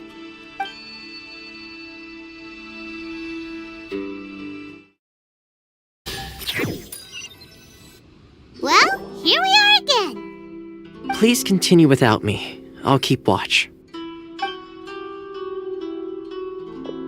So, what's the deal with this place anyway? What makes it your favorite meeting spot? This is land that was gifted to the Yashiro Commission by the Shogun. The Kamisato clan has the exclusive right to plan, build, and repair any property on this land, and even to allow or deny access. Such privileges exist due to the Yashiro Commission's role in managing ceremonial affairs. Oftentimes, it is not appropriate to discuss details in front of bystanders. Oh, Paimon gets it! Gotta keep a bit of mystery, right? Once the number of ceremonial affairs conducted in the city began to decline, our forebears built a tea house here. Only members of the Yashiro Commission are permitted to come and go as they please. Makes sense. Perfect place for a secret base. In any case, we can talk freely here. I presume you have a few questions that you wish to ask me?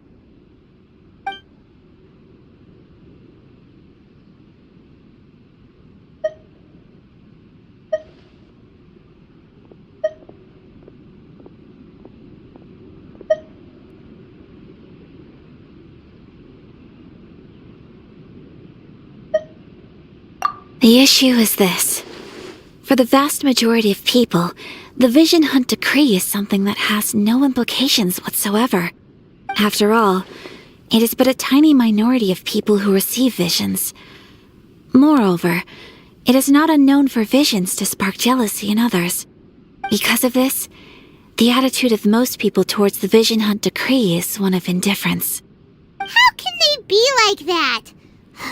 Paimon's getting mad. Nevertheless, in addition to us, there is also the resistance on Watatsumi Island. Resistance? You mean like an army fighting against the decree? Yes. Many who have lost or fear losing their visions have rallied together under Sangonomiya on Watatsumi Island to form a resistance group. To say a little more about Sangonomiya, historically, there has always been some conflict between them and the shogunate of Narukami Island due to their different belief systems. But I do wonder whether there may be some other agenda behind their resistance movement, beyond merely fighting the Vision Hunt Decree.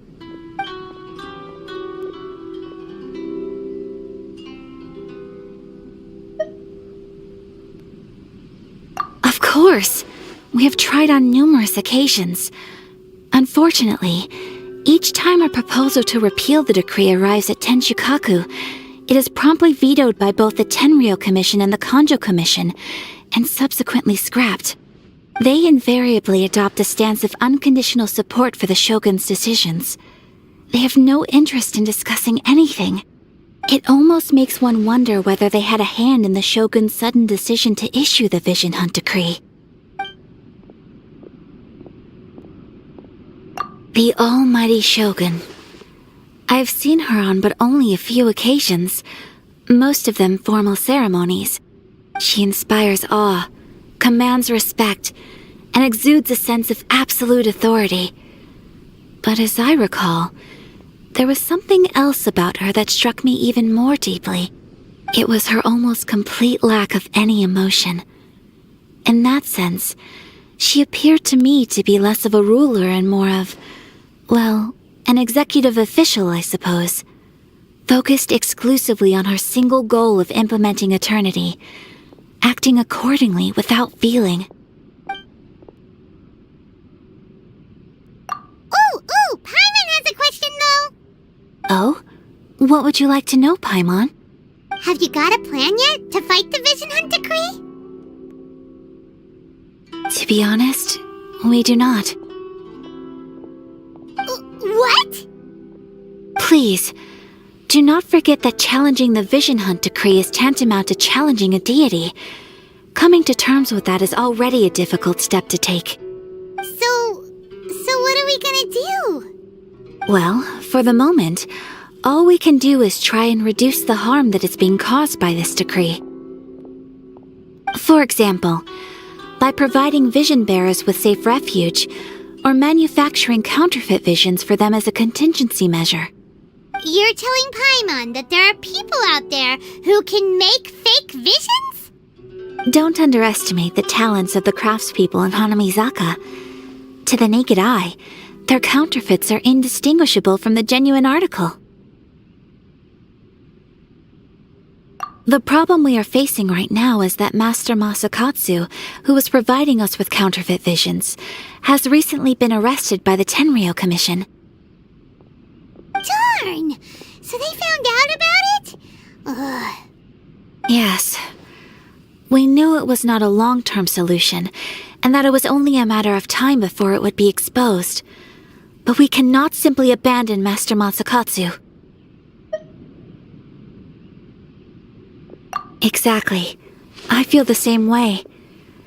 But given mine and Toma's identities as part of the Yashiro Commission, breaking him out of prison would risk dragging down the reputation of the entire Kamisato clan should we be caught. That would only serve to cast suspicion on any future activity we might seek to attempt.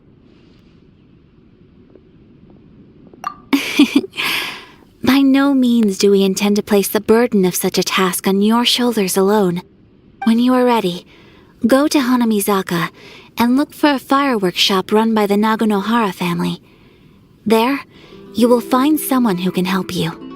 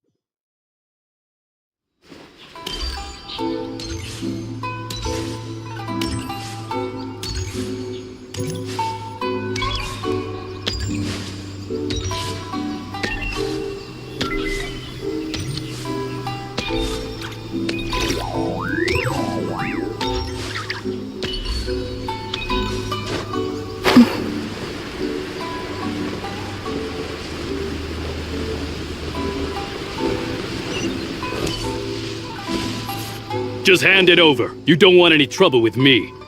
If you think your elemental powers are enough to resist the Vision Hunt decree, then you'd better think again. Believe me, you're not the first of your kind we've encountered, and we've seen the same unpleasant outcome time after time. You'd best save yourself the trouble. Can't you make an exception? I just got this vision. I won't even use it, I promise. So this is the Vision Hunt decree in action, huh? We can't just sit around and watch things unfold, can we? Psst! Hey, wait! Huh? There's someone trying to get our attention. Come on, this way. What's going on? Can't you see we need to go help? Shh, quiet. Just sit tight and watch for a moment. Hey, this isn't right, you know. Just because you don't have a vision doesn't mean you can sit back and watch others in trouble. Huh? Hey, wait! You do have a vision! Shh! If you don't keep your voice down, I won't have one much longer. All right. Here, take it. Wise choice. All right, let's go. What should we do now? He's already given up his vision. Doesn't he know what could happen to him after losing it? This is your fault. You're the one who stopped us from interfering. Many thanks, Miss Euthymia. If If you hadn't swapped me a fake just now, I'm sure I would have lost it. No worries. You put on quite the convincing performance. Oh, so that's what's going on here. And to think Paimon was about to unleash Paimonial wrath on Miss Euthymia. Sorry about that. Think nothing of it. I could tell from your reaction we were on the same side. You just didn't know it, you know? Oh, right. Allow me to introduce myself. I'm Euthymia, the current owner of Naganohara Fireworks. It ain't much, but it's honest work. Great to meet ya. Practically everyone on Hanamizaka knows Euthymia. She's the queen of the summer festival. Without her and her fireworks, summer on Narukami Island just wouldn't be the same.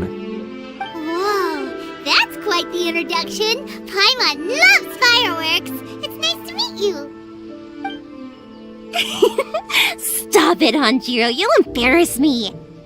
As for thanking me, you'd be better off thanking Master Masakatsu. He's the one that gave me the fake visions in the first place. His handiwork allowed me to keep my own vision. Whew, I can't even imagine trying to run the business without it. Ugh. Yes, Master Masakatsu is a good man. It's too bad good people seldom get the recognition they deserve. Master Masakatsu? Huh? Do you guys know him too?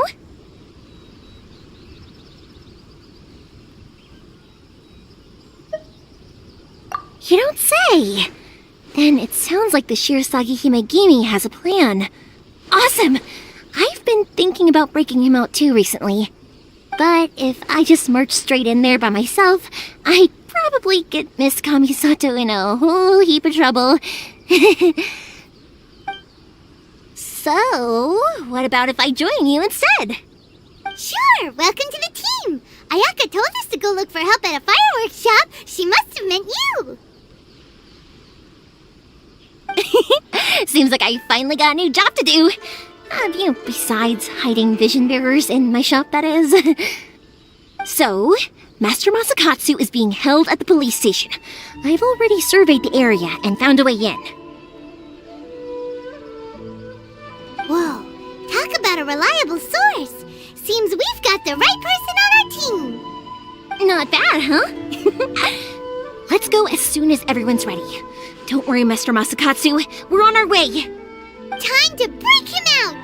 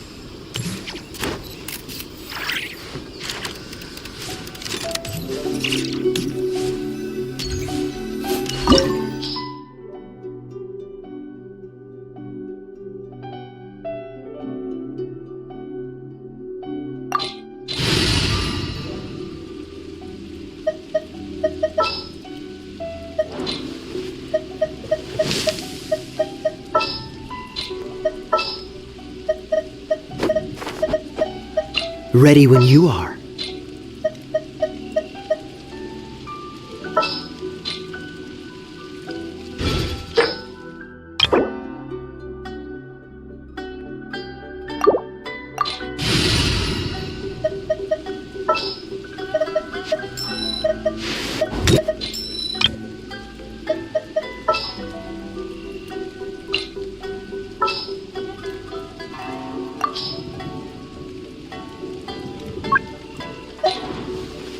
Let's finish this, swiftly.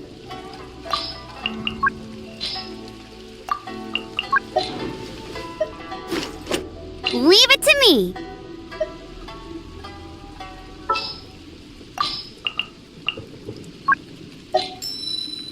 Ready when you are. Present.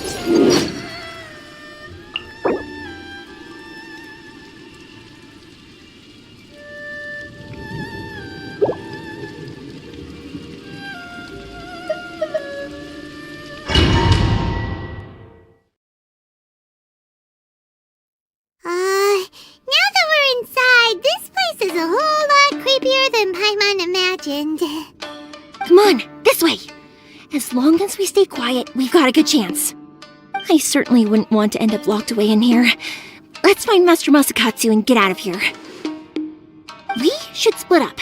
I've got a little present to prepare for Master Masakatsu. I'll be right back. You sure? Alright then. Just be careful not to get caught. Yes, you too.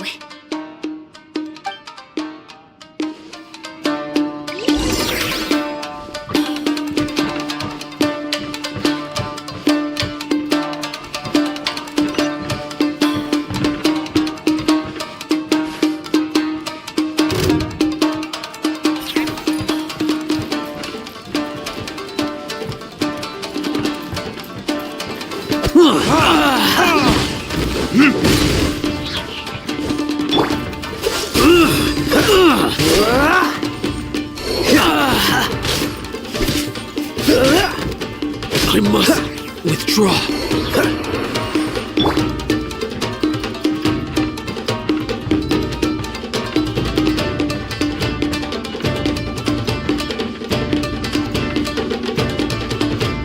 Talk about a big door. Seems we need to collect something shaped like Magatama in order to open it.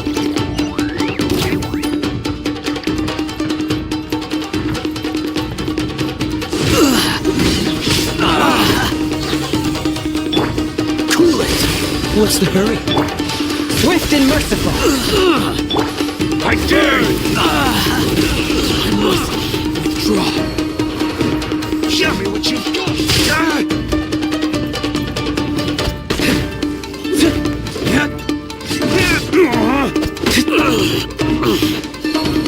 Don't get frostbite. I must withdraw. I've been bested.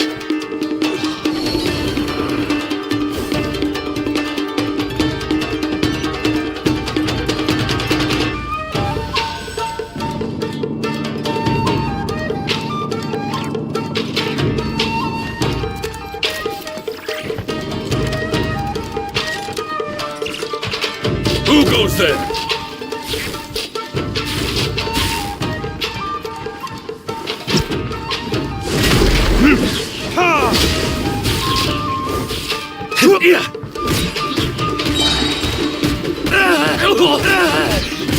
I've lost.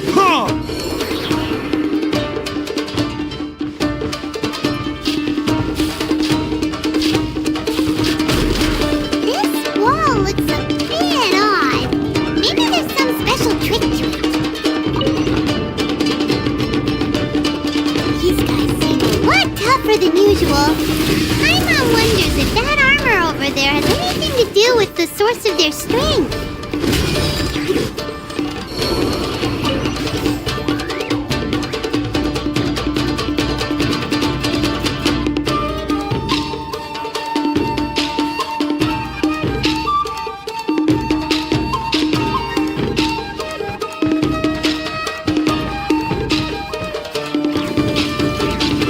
Teach me a lesson. Get them!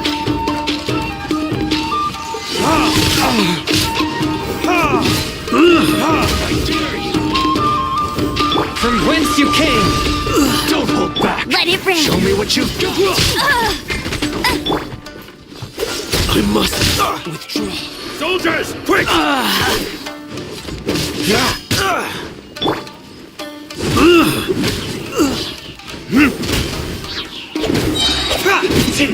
Turn! You strike first! I'll spare nothing! Damn you! Get them! Get him! I dare you! Oh, so sorry. Take this! I won't forget this. Don't hold back. Show me what you've got! My flame has been extinguished.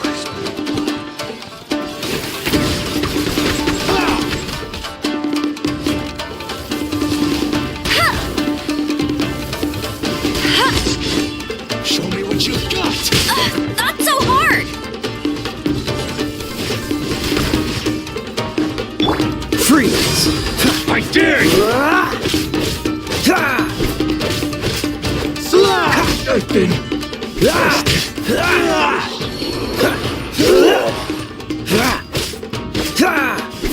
watch your step! Push your luck. Show me what you've got! I need to train harder.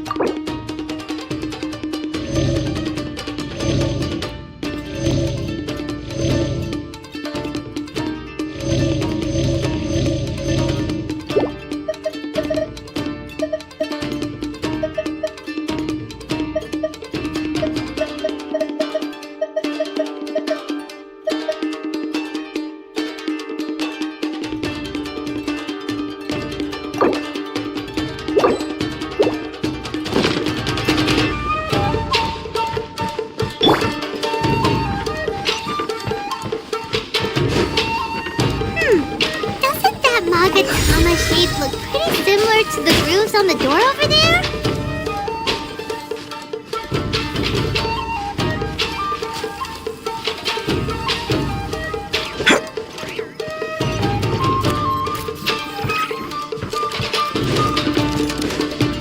Teach me a lesson.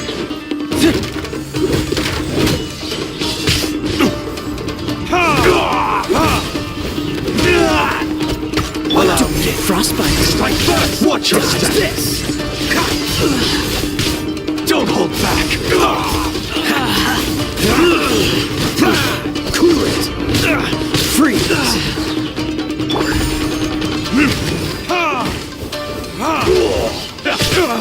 I need to train harder. Time for retribution! I dare you.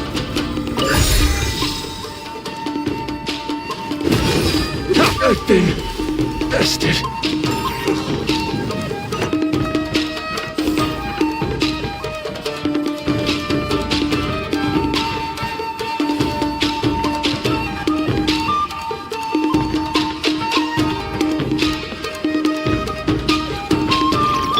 Let it rain! Spirit Blade! Attack!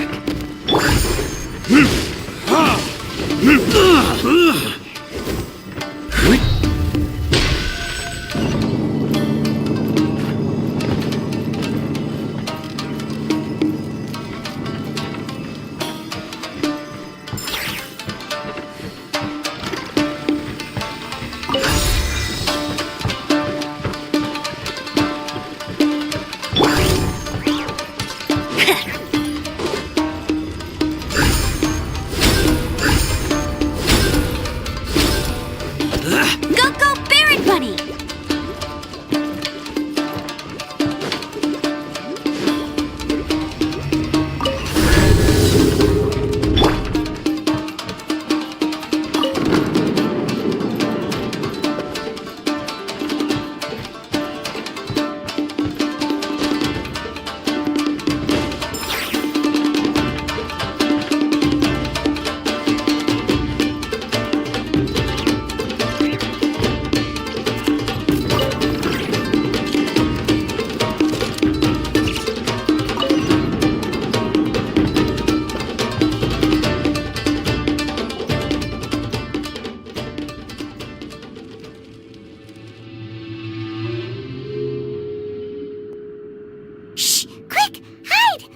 Look over there.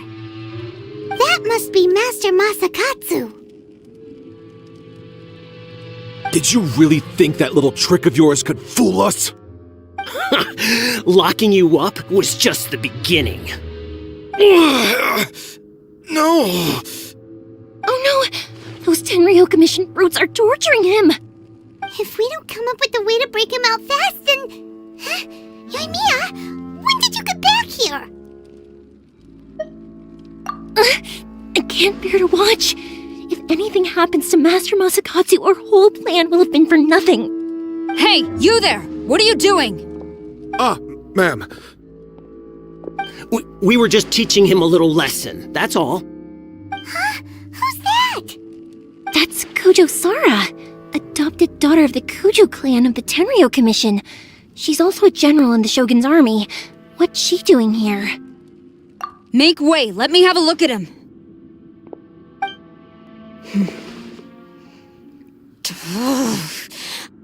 I'm sure you're well aware that torture is strictly against military regulations. Yes, ma'am. If you are unashamed of such disgraceful action, then you are also unworthy of the Tenryou Commission itself.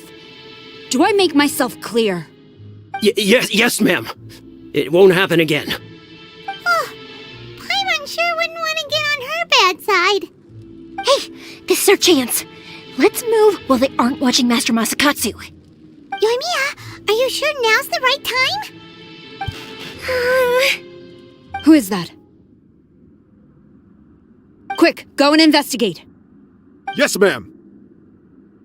They're coming! Quick, hide! Sorry.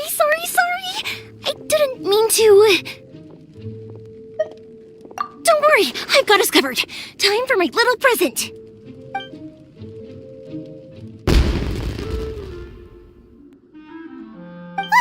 Fireworks! Huh? Was that an explosion? It sounded like fireworks. Quick, let's hurry!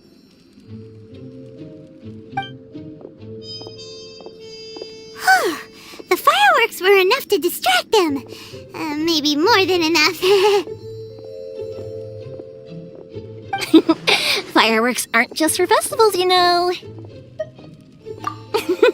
I was particularly proud of this batch. I decided to.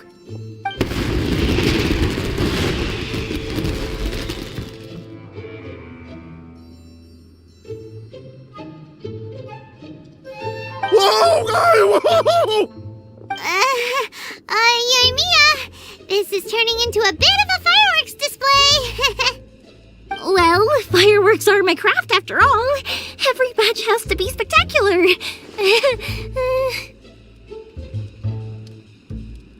Look, the coast is clear. Now's our chance.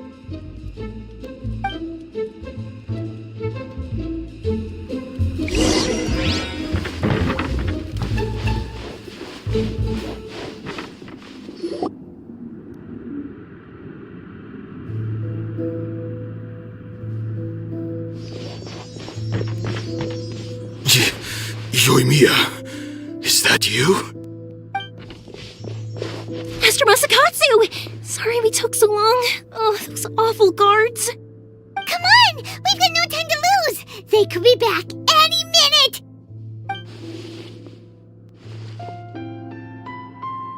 Oh. Yes, leave, before I let my judgment get the better of me. He's in serious condition. Be sure he gets immediate medical attention. But remember, once he's recovered, it won't be long until I bring him right back. Well...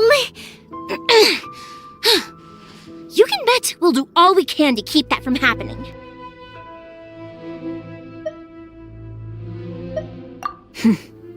Leave this place.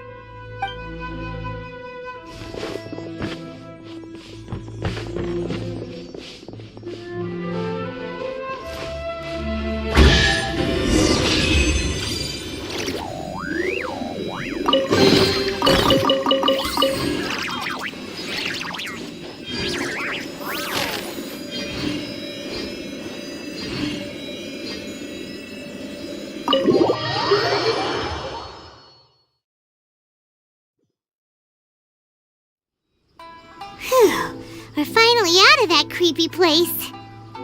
Yes. Finally, I've made it out of there.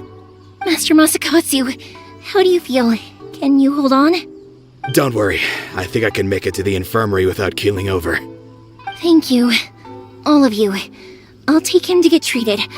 I'll treat you to a round of drinks once this is all over. Don't worry about us. Just take care of Master Masakatsu.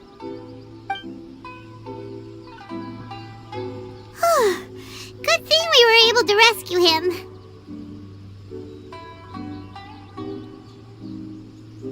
Right, Kujosara. Do you think she was making up for how the guards were treating him? It seems as though there are some okay people among the ranks of the Tenryou Commission. Though Paimon would never agree with their actions in the Vision Hunt Decree, of course. How about we go tell Ayaka and the others the good news?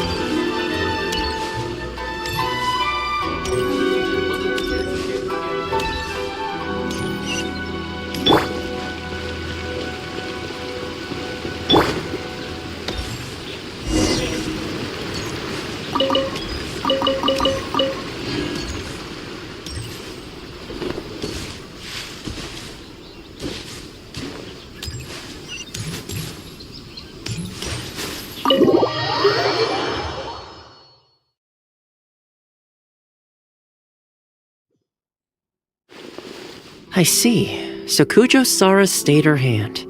It would appear she still has some honor to her. I wonder if we should try establishing contact with her. Perhaps we could coax out some information. Unlikely. Don't forget, Kujosara is also carrying out the Vision Hunt Decree. She obeys the orders of the Raiden Shogun without question. In her eyes, Master Masakatsu is of no threat to the decree. This is why she was so willing to allow his escape. If our true motives were ever divulged, she would act against us without a second thought. True. Though if you ask me, Master Masakatsu's release is an unexpected blessing. We are now one step closer to victory. And we couldn't have done it without Euthymia and the Traveler. You're turning out to be even more reliable than we expected. Don't mention it. Indeed. Things may have turned out very differently this time without the help of the Traveler. But if we wish to mount any sizable resistance against the Vision Hunt Decree, there is still much to be done. It is time we make ready our next set of plans. There's no need to rush, my lady. Things seem to have taken a turn for the better, at least. Not only have we rescued Master Masakatsu, but our list of allies appears to be growing. Yes, which reminds me. The Tenryou Commission seems to be making preparations for a celebration. They call it a ceremony of sorts. And the number of samurai out enforcing the Vision Hunt Decree seems to be waning. The days ahead may be more peaceful than usual. A ceremony, you say? Why would such a task be left to the Tenryou Commission? I don't know, but I'm sure it has nothing to do with us. Anyway, with the Tenryou Commission busy with preparations, we should have a little more breathing room than usual. You do present a good point. Being in a constant state of alert will only tire us further. Perhaps a period of rest is in order. Toma, what would you suggest? I'd say a celebratory feast is in order. Might I suggest an evening of hot pot together? Funny enough, I learned a new hot pot game recently. I'm sure you'll find it quite amusing. A hot pot game? What's that? Well, as long as it has to do with eating. Simply put, every person prepares an ingredient to add to the hot pot. Once the meal begins, we add all the ingredients together. Then we take it in turns to close our eyes, pick an ingredient out of the pot, taste it, and guess whose ingredient it was. Anyone who guesses correctly can go again, and whoever finishes the meal with the most points is declared the winner. Tradition even has it that the winner receives blessings from the god of Hot Pot. Don't you think it sounds like fun? I've been wanting to give it a try. In fact, I've already got my ingredients prepared. You really do want to play, huh? Well, sounds like we've got our work cut out for us. Time to gather some ingredients. But what should we choose?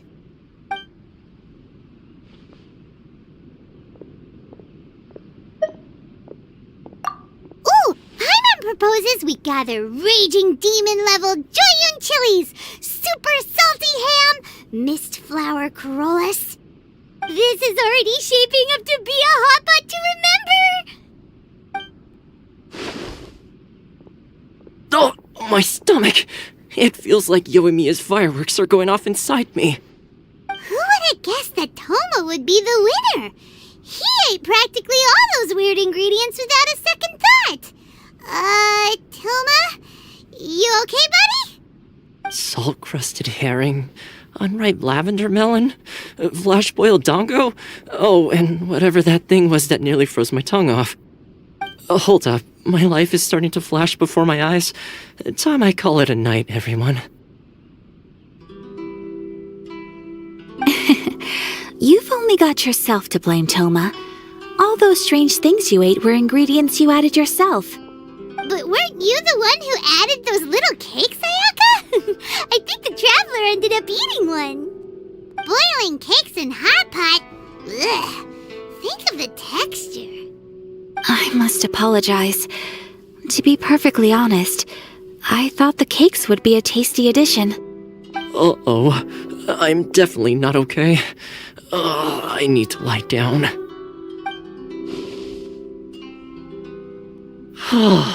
I feel like a new man. You know, Toma, all you had to do was guess wrong on purpose and it would have been someone else's turn. Talk about being competitive. Guess I've been feeling unlucky recently and wanted the god of Hot Pot's blessing. Perhaps I did get a little carried away. Still, I couldn't be beaten at my own game first time around. I think my luck has already taken a turn for the better. I can sense it.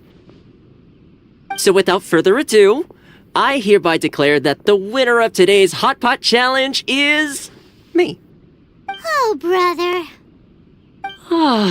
Good effort, team. Another important job taken care of. Next on the agenda, some well-earned rest and relaxation. Yes. If the Tenryou Commission truly is as busy with preparations as Toma claims, then some rest would be a welcome change of pace. And with the extra time, there are some other matters I wish to attend to. Let's all take some much-needed time off. After a few days' rest, we'll reconvene at the Komori Tea House and discuss our next operation. Downtime is hard to come by these days, so be sure to make the most of it. I'll tidy things up here and start thinking about our ingredients for our next round. There's gonna be a sequel? Sure, why not?